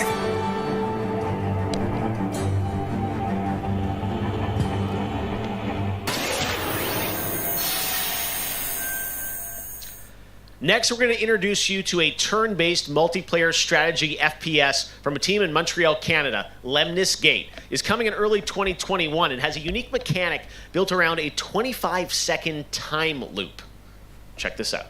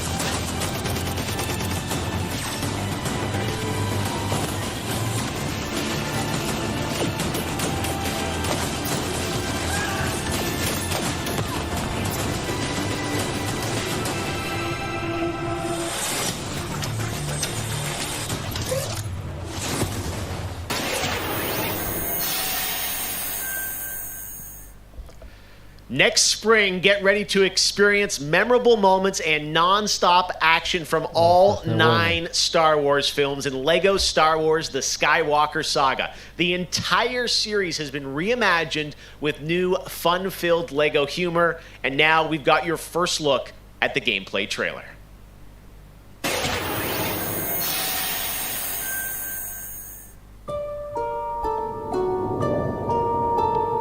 I want to learn the ways of the Force and become a Jedi like my father.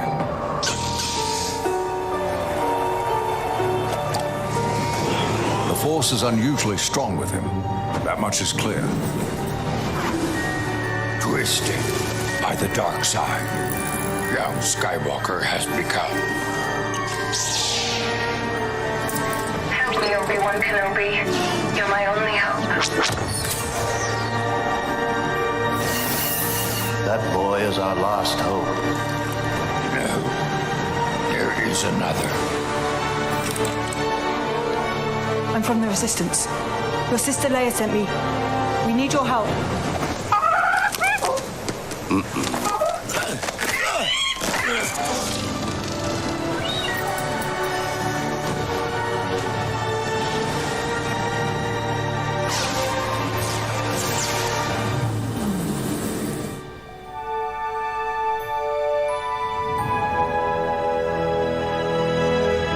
The Force will be with you, always.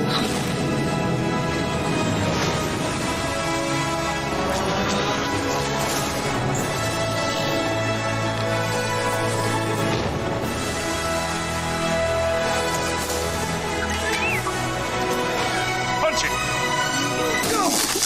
Not him, the Falcon!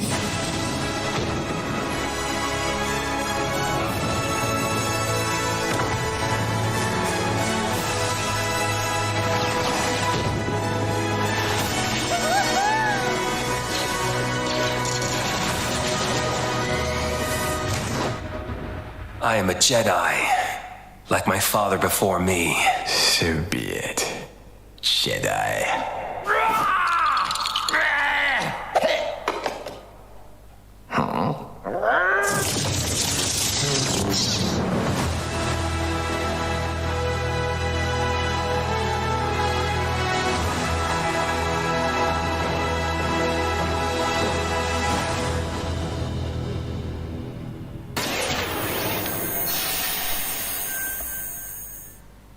Man, LEGO Star Wars looks so fun, coming to next gen as well. All right, we'll be right back with more world premieres from huge new games like Ratchet & Clank, Rift Apart, Medal of Honor, Above and Beyond, and Destiny 2. But before that, here's a look at a game that is launching tonight on Nintendo Switch and Steam. It's called Struggling from Frontier, a fun physics-based platformer where up to 2 players control Troy, our fleshy hero. Check this out, and remember, you can play this tonight.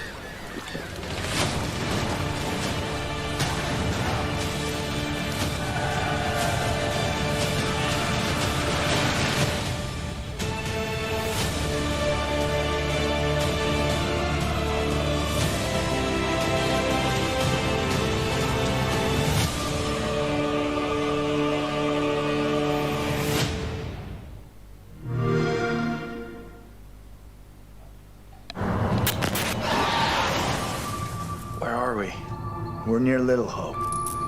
Did you hear that? What more proof is needed that the devil walks among us in Little Hope?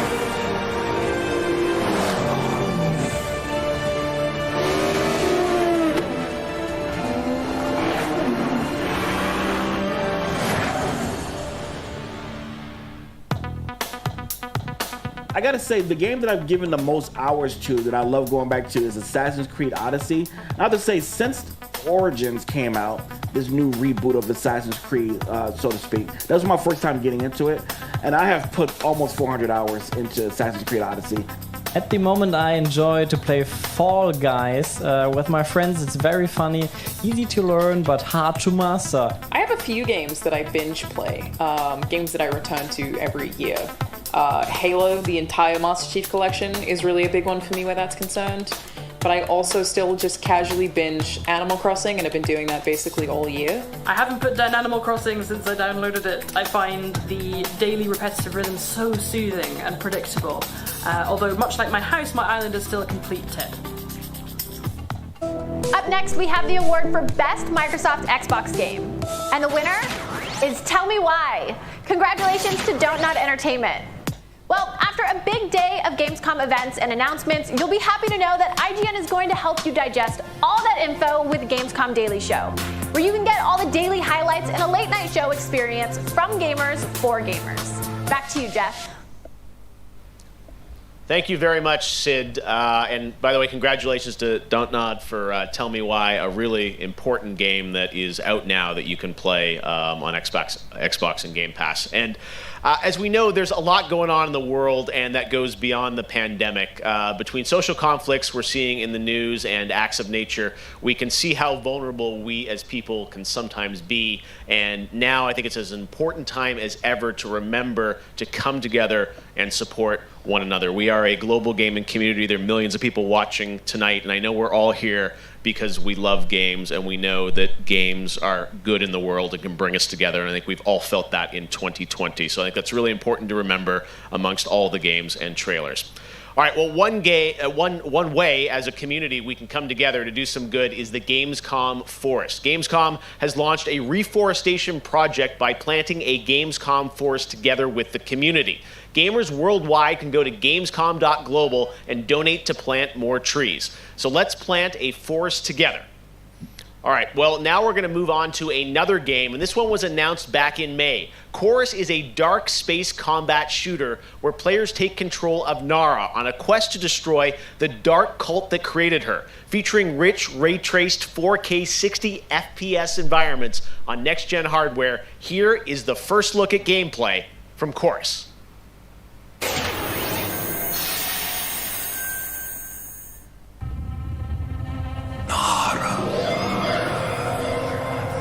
You have broken my heart.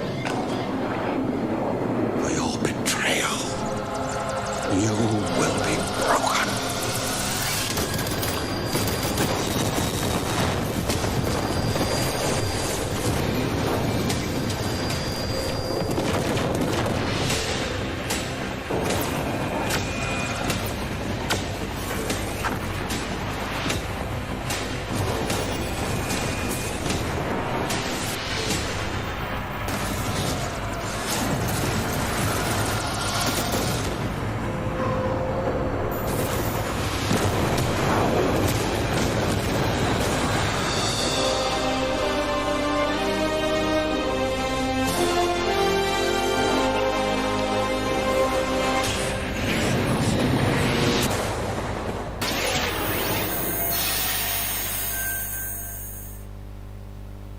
How many crowns have you won? If one game has defined the summer of 2020, it absolutely is Fall Guys from Mediatonic in London and Devolver.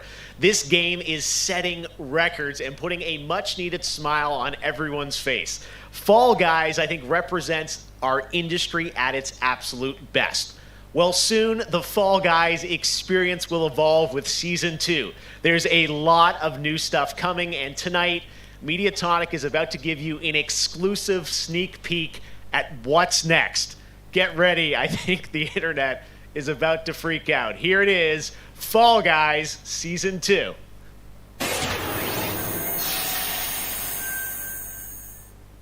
Hey, I'm Joe. I'm the lead game designer on Fall Guys Ultimate Knockout, and I just want to reach out and say thank you to everyone who's been playing and enjoying the game so far. As a team, we've been looking at all the fan arts, the memes, and the montages that people have been posting online, and the response to the game has really blown us away. Today, we just wanted to give everyone their first sneak peek at the rounds and the costumes that they can be enjoying as part of Fall Guys Season 2.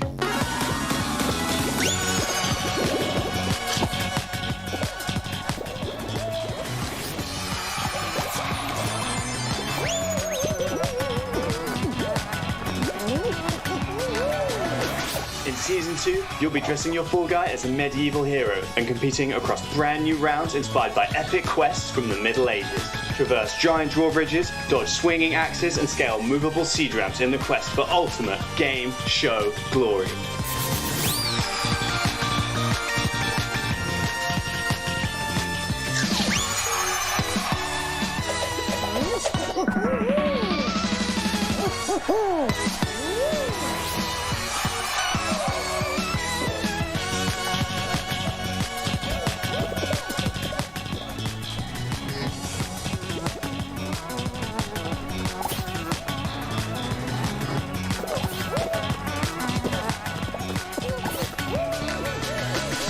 Enjoyed the sneak peek of Fall Guys Season 2. We're still adding the finishing touches to development, but if you want to stay up to date, then at Fall Guys Game on Twitter is where you want to be. See you on the start line.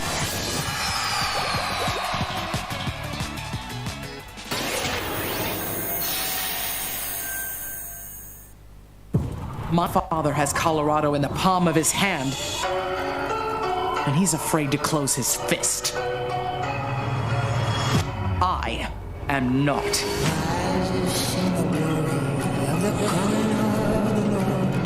His truth is marching on.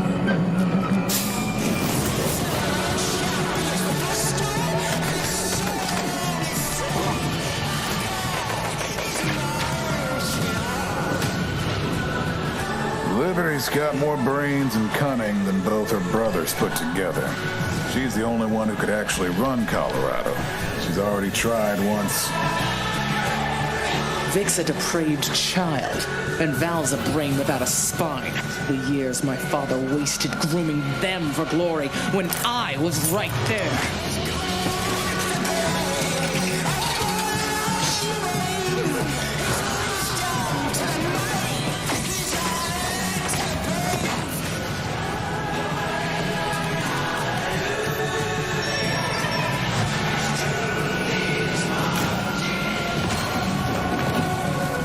Back to Arizona, Rangers, and I'll pretend none of this happened. Stay, and you die alone.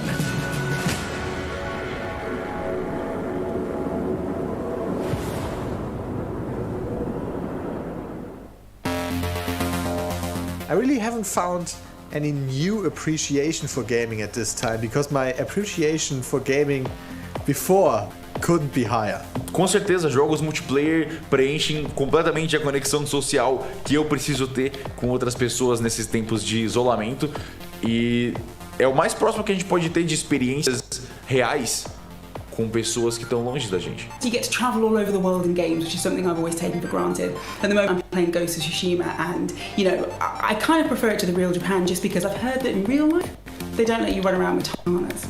I appreciate games a lot more than films, music or whatever, and it's just fine for me to have the time to play with friends or even with my family, to have a lot of fun. I've been mostly at home with small children, and gaming is the only thing that I get to do for myself anymore.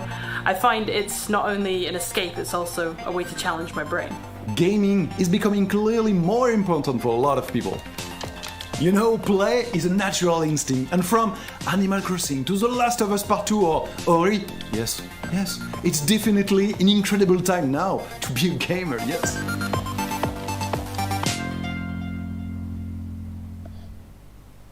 Hey everyone, I'm Vince Sampella, head of Respawn Entertainment. When we set out to create Medal of Honor Above and Beyond, we knew we wanted to bring the series back to its roots. The Medal of Honor franchise is known for its powerful and exciting single-player stories that put the player in the boots of a soldier who was there. It's a series that is grounded in history, which tells emotionally authentic stories. Peter Hirschman, who directed the original Medal of Honor in 1999, is back at the helm of this project. You'll hear more from him in just a bit. Peter and I actually worked together on Medal of Honor Allied Assault in 2002, and I'm really happy he's joined us at Respawn to craft a completely new experience in VR. The team is creating a riveting and emotional journey through World War II like you've never seen or played. It weaves in the personal stories of the veterans and survivors of the war through powerful interviews that help set the stage for what players will experience. It's more than just a game. And we could not be more excited to show the world the next look at Medal of Honor Above and Beyond and the game's action-packed story. Let's take a look.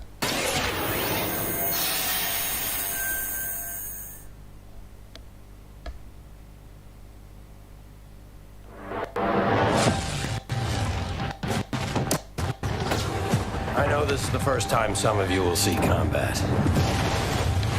I know you're scared. Let me be clear with all of you. I'm scared too.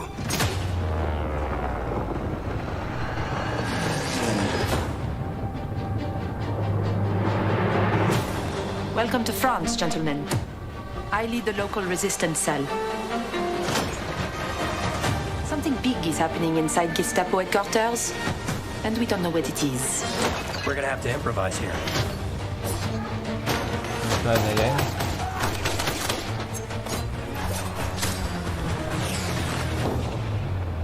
Members of the resistance are perhaps the bravest people fighting in this war. But you really should stop. There is no future in it. Sorry to interrupt. Lieutenant?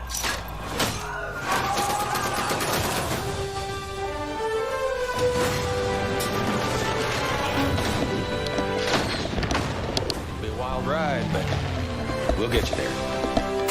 Jet fighters, brace yourselves.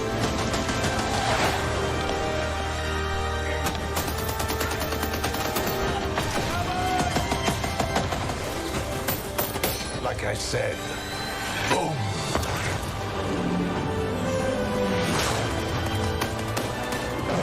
There are things as people I'm willing to sacrifice myself for.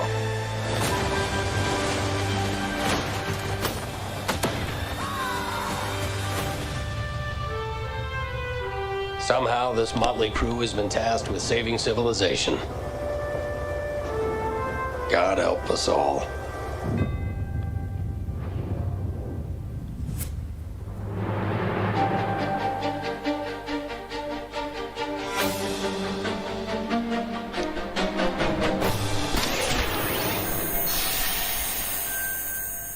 Thank you so much, Vince. That looks incredible. And now we're here with Respawn Entertainment's Peter Hirschman, game director on Medal of Honor Above and Beyond, to talk more about their new VR experience.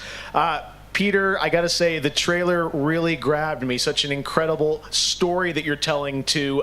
Tell us a bit about this single-player experience. What can we expect? Well, Jeff, thank you for having us on the show. I'm representing a whole team back at Respawn that's been working really hard on this, and it's so exciting to premiere the trailer with you. Metal, going back to its roots, was always about putting the player in the boots of a soldier fighting in World War II.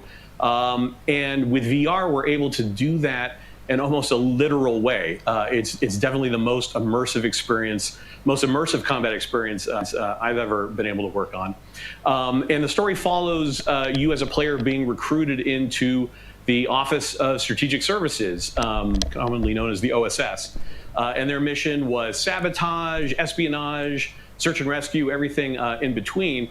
You name it, they did it. And they're known by a different set of initials now, the CIA. But during World War II, they sent operatives all over Europe, deep behind enemy lines. And that allows us to tell a story where you get to go to these places and locations and participate in events that really helped shape the outcome of the war. One of the things I love about the trailer is you can tell there's a lot of interactivity in the environment, emergent gameplay. You got the piano and other things in there. Tell us a bit about how you're using that to tell the story. It seems like it's all kind of through a first-person perspective, but there are some story sequences. How do you tell the story? Oh, well, we shot over 120 pages of narrative, which is more than some feature films. We had a huge international cast of phenomenal actors, and it was fantastic. And the story follows a classic three-act structure. Act one is working with the French resistance, getting ready for the invasion. Act two is D-Day itself and the fight to get to Berlin. And then the third act is dealing with the Nazi secret weapon program, which involved things like the 262 jet and the V2 rocket and things that could have really turned the tide of the war if we hadn't stopped them.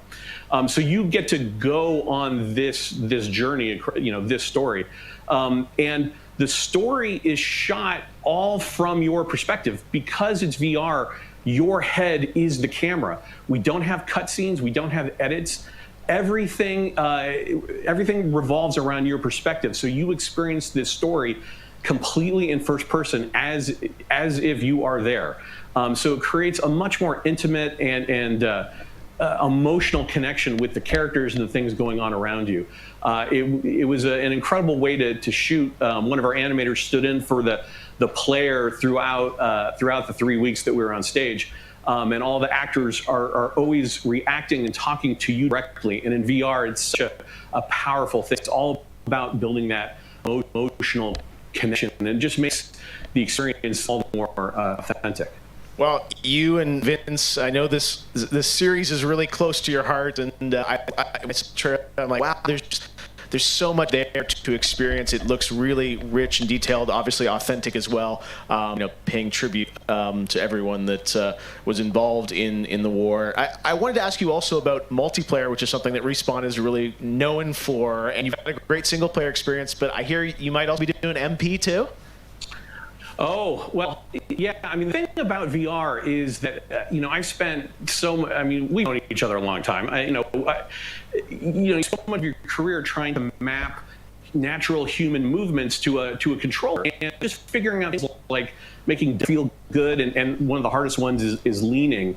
And in VR, you know how you duck? You just duck. And how you lean in VR, you just lean. And so the ability to lean around a corner, just kind of peek around the corner and see where the bad guy is just, it heightens the tension so much. It makes it feel all the more real. And when you put that into a multiplayer experience, it just raises it to a whole nother level. So we are shipping, in addition to the campaign, we are shipping a full suite of VR modes, including a few that you can only do in VR. And we're really excited about people playing those, after it comes out. Wow, well, definitely a full-blown VR experience. I gotta say, I'm really excited to put the headset on and try this, and it's coming out later this year, right? Coming out holiday, so fasten your seatbelts. We are so excited to bring it to players. We've been working on it a long time. Like you mentioned, it's a passion project for Vince and I and everyone at Respawn. It's a wonderful full circle experience for a lot of us that started our careers working on those original set, going back first one and Allied Assault, and now to be able to bring Above and Beyond to a whole new generation is one of the most exciting things we've been involved with. Awesome. Thank you so much, Peter. Opening Night Live will be right back, and in the meantime, here's a look at a new game that is launching tonight. The world was broken, fractured by the magic the Vow Keepers said they would protect us from. Spellstorms still rage across the ruins of the Hollowlands. This is proof, they said. It isn't safe. It can't be controlled. Magic cannot be used.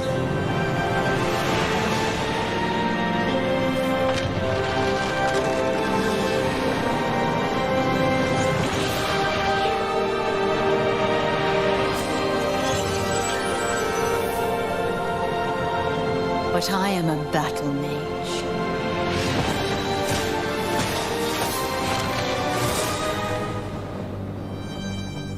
I have broken my vow, and now I fight to break free.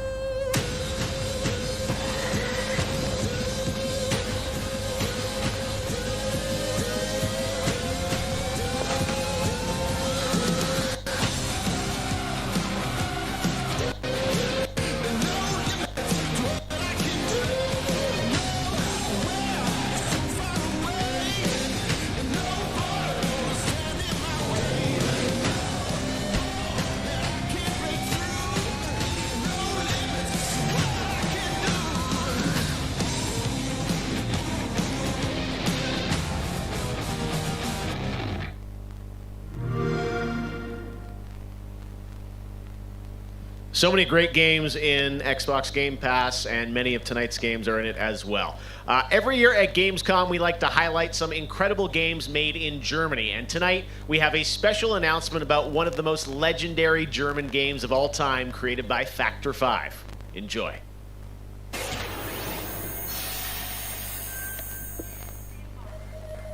最初タリカンの音楽を聴いた時に曲が素晴らしいだけじゃなくてアミガのサウンドそのものも素晴らしいと思いましたね。日本じゃ本当に聴いたことがなかった音楽でした。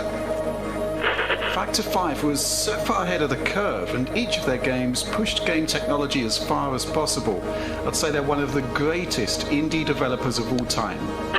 サウンドはすごいわ、グラフィックは綺麗だわ、ゲームプレイも滑らかで満足いくものだわで本当にすごかった。今回タリカンのコレクションが出るってことをとても嬉しく思っているし、これはまた当時みたいにみんなに見せて歩きたいなと思っています。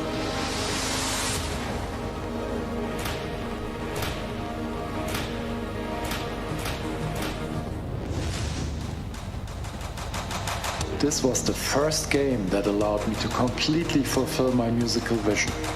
It defined my career, and the fans have been there ever since. To this day, it's one of my proudest works.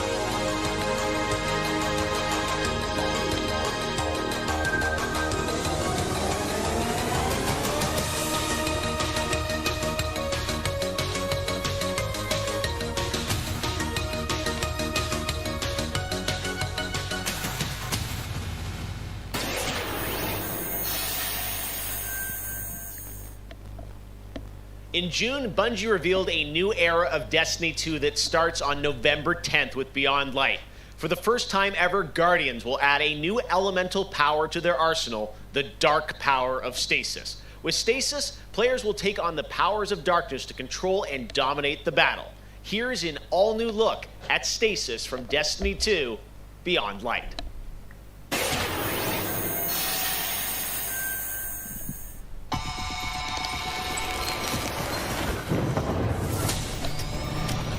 The floodgates are open. The darkness is here. As you step away from the light, we need only look inward. Focus your power. Let it grow. Our fight is far from over.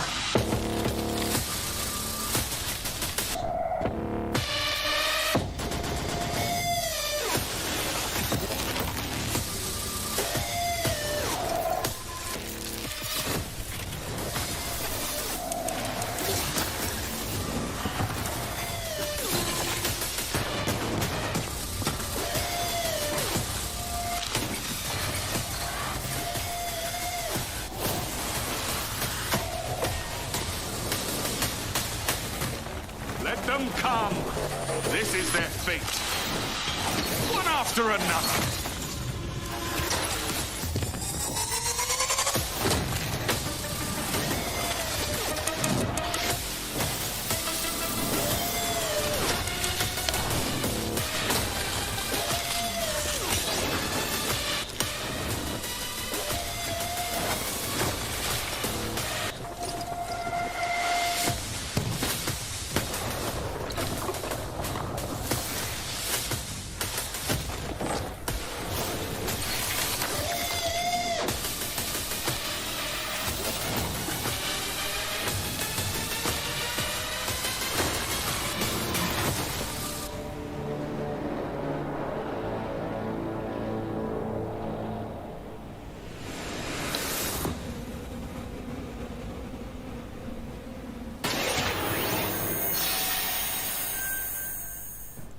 One more award to give out tonight, and that is Best Sony PlayStation Game.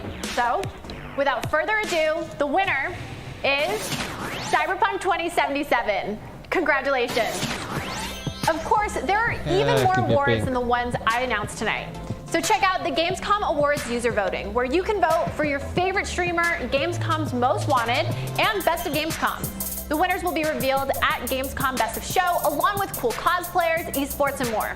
So tune in on Sunday, August 30th at 8 p.m. Central European Time to see the grand finale of this year's Gamescom, where we give gamers the stage.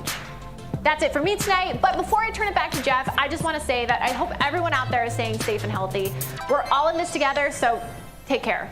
Back to you, Jeff. Thank you very much, Sydney. It's great to have you on the show again this year. All right, well, a lot of people have been wondering, what will the next generation of gaming feel like? How will it be different? What is that generational difference? Well, back in June, we saw the announcement of Ratchet & Clank Rift Apart from Insomniac Games, a title which uses the power of PlayStation 5, the SSD hard drive, and the DualSense controller to create an experience that Insomniac says is only possible on brand new hardware. Well, now it's time for you to decide if you see the difference. Here's an extended, uninterrupted demo of live PlayStation 5 gameplay of Ratchet & Clank Rift Apart. Enjoy.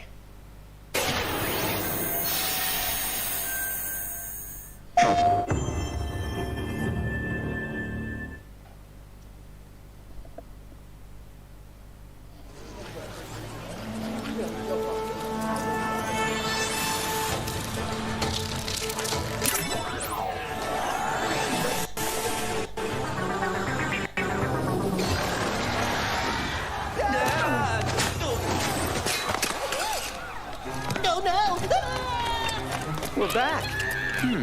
And not far from where we last saw him. We may still have time to put a stop to this.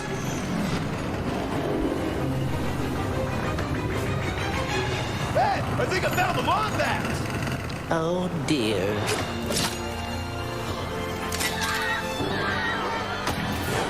Let's show him how it's done.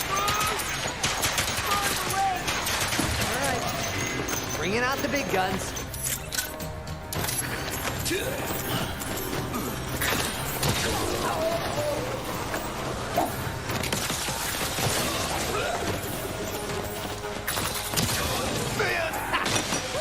Feels good to be back in action.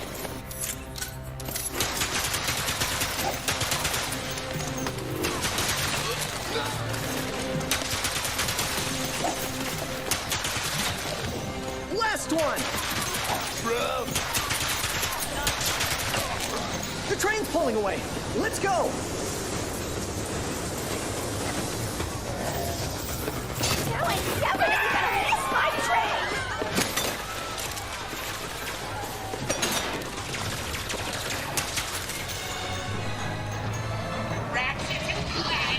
I've been looking everywhere for you. Put down the Dimensionator, Nefarious. Put down the Dimensionator. Yeah, right. Today I will finally be free of the both of you. Soon, everything you see will be mine. Say goodbye.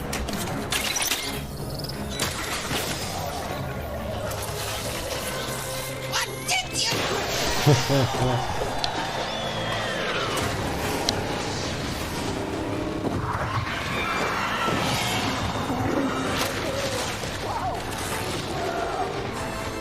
Was that supposed to happen? Hitting Nefarious's device seems to have destabilized reality. The bridge is shot. There has to be another way across. The rifts appeared to react to your device. Try pointing it at one of them.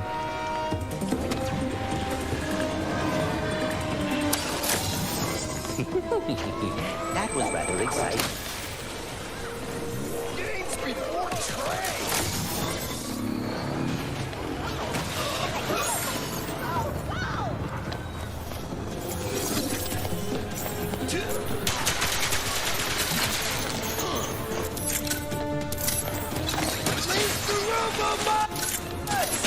Wait, Robo. What? No!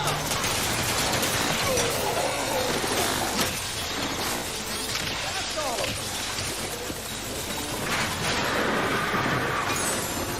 Whoa, watch your head. This is worse than I had imagined. Everyone look! It's Ratchet and Clank! Sand sharks from above.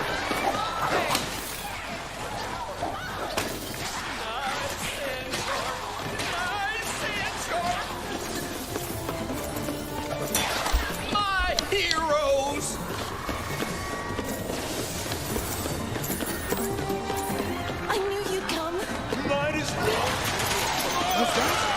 A kraken? Or at least a very large octopus.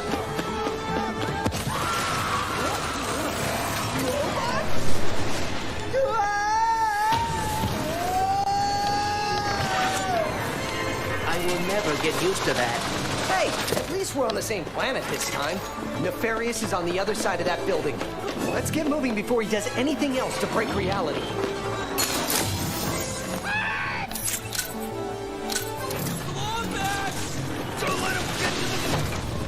Did Dr. Nefarious really resurface after all these just to try and take over the universe again? Yeah, I kind of wish he was doing a worse job. He must have more planned than he is telling us. That's what I'm afraid of.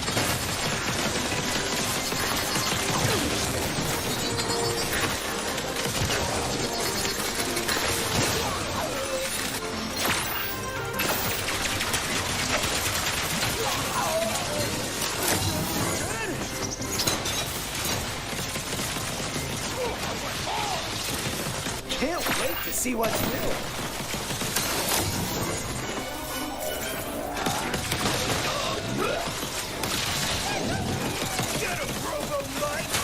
More butts?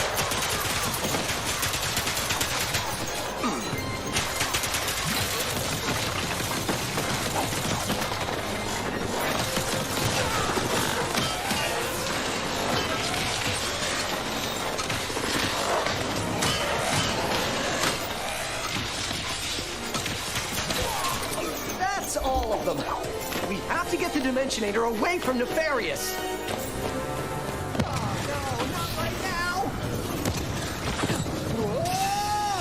The dimensions are weakening considerably.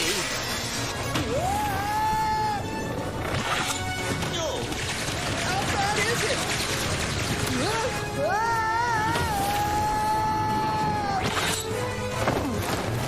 Well, it is certainly not good. Great!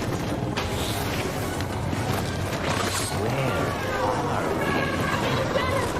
Beats me.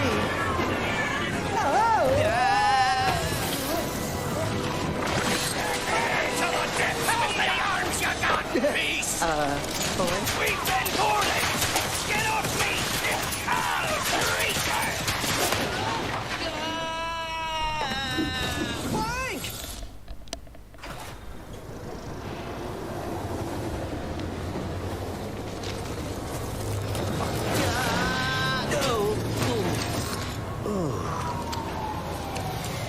Ratchet. We are too late. Ratchet? Who?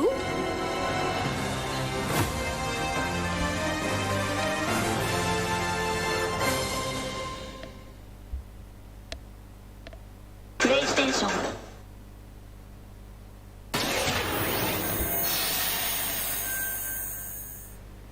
There you have it, Ratchet and Clank, Rift Apart, and now I am joined by Marcus Smith and Mike Daly from Insomniac Games. Guys, it was so great to see that long, uninterrupted demo of Rift Apart, and I have so many questions. It's amazing to see what you're doing with the power of PS5 and the SSD. Let me ask you first, Marcus, what are you able to do with Rift Apart that you haven't been able to do before in a Ratchet game because of the power of PS5? I mean, first and foremost, it's just pure horsepower. Enables us to fill our worlds with the kind of density and life that we've never been able to do before. More importantly, perhaps, though, is the dimensional shifting that we have going on, which uses the SSD that allows us to fling the player from planet to planet to planet lightning fast, like in way, way faster than anything we've ever been able to do before. Yeah, the Rift tether, we saw that in the demo. We had seen some of that in the trailer. So that's all actual gameplay. Mike, I'm curious, like how does that work as you kind of play through the game? Are there certain moments and levels where you can jump, or how do you play through that? Yeah, so in the game, there is dimensional damage spread throughout the galaxy that Ratchet and Clank have to find a way to fix. And you can find these weak points in space-time that you can pull to you with your Rift tether. It's like being able to lasso a portal. And that enables you to basically like warp across the world to find new places to discover or gain a tactical advantage in combat. Wow, yeah, I got to say, like when you see that and you imagine the jumping from multiple worlds at instantaneously almost, and it sounds like there's no load screens throughout the entire game. That's right. We're going seamless. That's right. Yep. Wow, all right. You bite. So confident both of you say it. I like it. Now, let me ask you about DualSense. That's something that is a big part of PS5. I've had a chance to hands on the controller with the adaptive triggers and the haptics. How are you using that to sort of impact the gameplay of Rift Apart? So at the heart of every Ratchet & Clank game is a powerful arsenal of weapons that just exude a ton of personality. And the DualSense is sort of like, it feels like it was made for Ratchet & Clank just because the haptics give us a whole new layer for the weapons to express themselves. So for example, your burst pistol, of course it gives you like a satisfying click or kick with every bullet. But when you throw the shatter bomb, you can actually feel the energy pulsing off the grenade fade away as it gets further apart from you. Basically, the haptics are expressive enough that every weapon feels different and you can tell what you're holding. But of course, the adaptive trigger takes that to a functional level where, in addition to the trigger pull feeling unique, we can actually use that as a super intuitive way to add alternate functions to the weapons. So, for example, in the demo, we've got the Enforcer, which is a double-barreled shotgun. You can pull the trigger part of the way down until you hit resistance to fire a single barrel, and then whenever you feel like it's the right time, pull it the rest of the way for a double shot. So you might be swarmed by a bunch of little enemies. You only want to waste one shot on them, and then wait a minute for even more to swarm in before finishing them off. But a big guy, you probably want to just give both barrels to right away. So there's a nice intuitive way of basically raising the skill ceiling and giving you more ways to play better. Wow, no, I'm excited to see how you guys are going to roll that out across what I'm sure are an insane, group of weapons as always. Plot-wise, Marcus, tell us a bit about this game. I think some fans have wondered, does this tie into the movie plot line, the game plot line? Like, tell us in the Ratchet-verse where this sits. Yeah. Well, canonically, this is an extension of Ratchet & Clank Into the Nexus, the 2013 game. But it's a standalone adventure, so it's one that even if you've never played a Ratchet & Clank game, you can get into it and you'll understand it and you'll enjoy it. For hardcore fans, we have a lot of nods. You're gonna see a lot of returning characters and planets and see them all through a whole new light of multiple dimensionality. Yeah, no, this Rift Tether thing I think looks really exciting. And how often, is that something we saw in the demo? Is that something you're going to see frequently in the game? Are there special moments? I guess I'm curious how often you use that technique for gameplay. So the Rift Tether has created these anomalies all throughout the galaxy. You'll encounter those pretty often. There's even a few more types of dimensional damage you'll encounter that we haven't shown yet. Okay. Now, being pulled between worlds, that's localized to chasing after Dr. Nefarious in the demo. And that's sort of reserved for special moments when you really have to, when the dimensional damage really tears wide open. Well, I got to say, it looks incredible. And then at the end, we got another tease of this female Lombax. I know you guys have confirmed she is playable in parts of the game. I think everyone wants to know, though, do we have a name for her? The world is more interesting with mysteries, and we're going to have to keep this one a little longer. Do we get a number of letters in her name or anything? Too many smart people on the internet. They'll figure it out right away. She's not named Abby, though, right? All right, well, we'll have to wait and see what you guys have in store for us. I got to say, it looks incredible. The Ratchet games are always so much fun, and as you said, when you think of the power of SSD and the DualSense all coming together, it looks really exciting. Before we go, though, I think everyone around the world wants to know when we're going to get to play this game. Anything you can share with us on where you're at in development right now? Mike? Mike?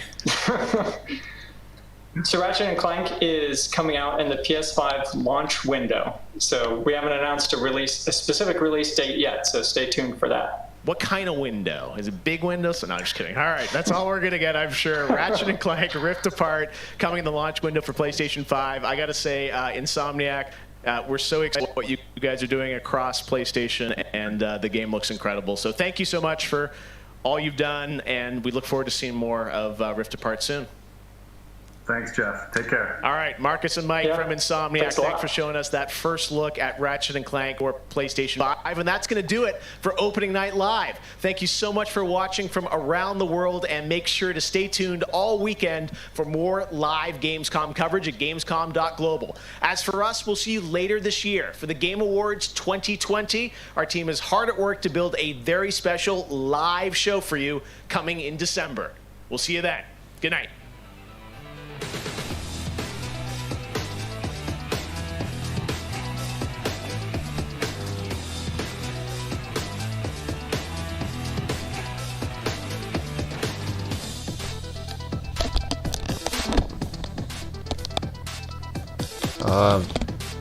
Уже все? Ого. Так, и сколько у меня получилось времени? Ничего себе, почти 2 часа. Почти почти 3 часа я уже снял. Ну ладно. Что-то вдруг не показали игру Ghost Runner. Может быть, они завтра покажут. И какой-то момент. Ну, будем надеяться. Ну, все новинки мы посмотрели.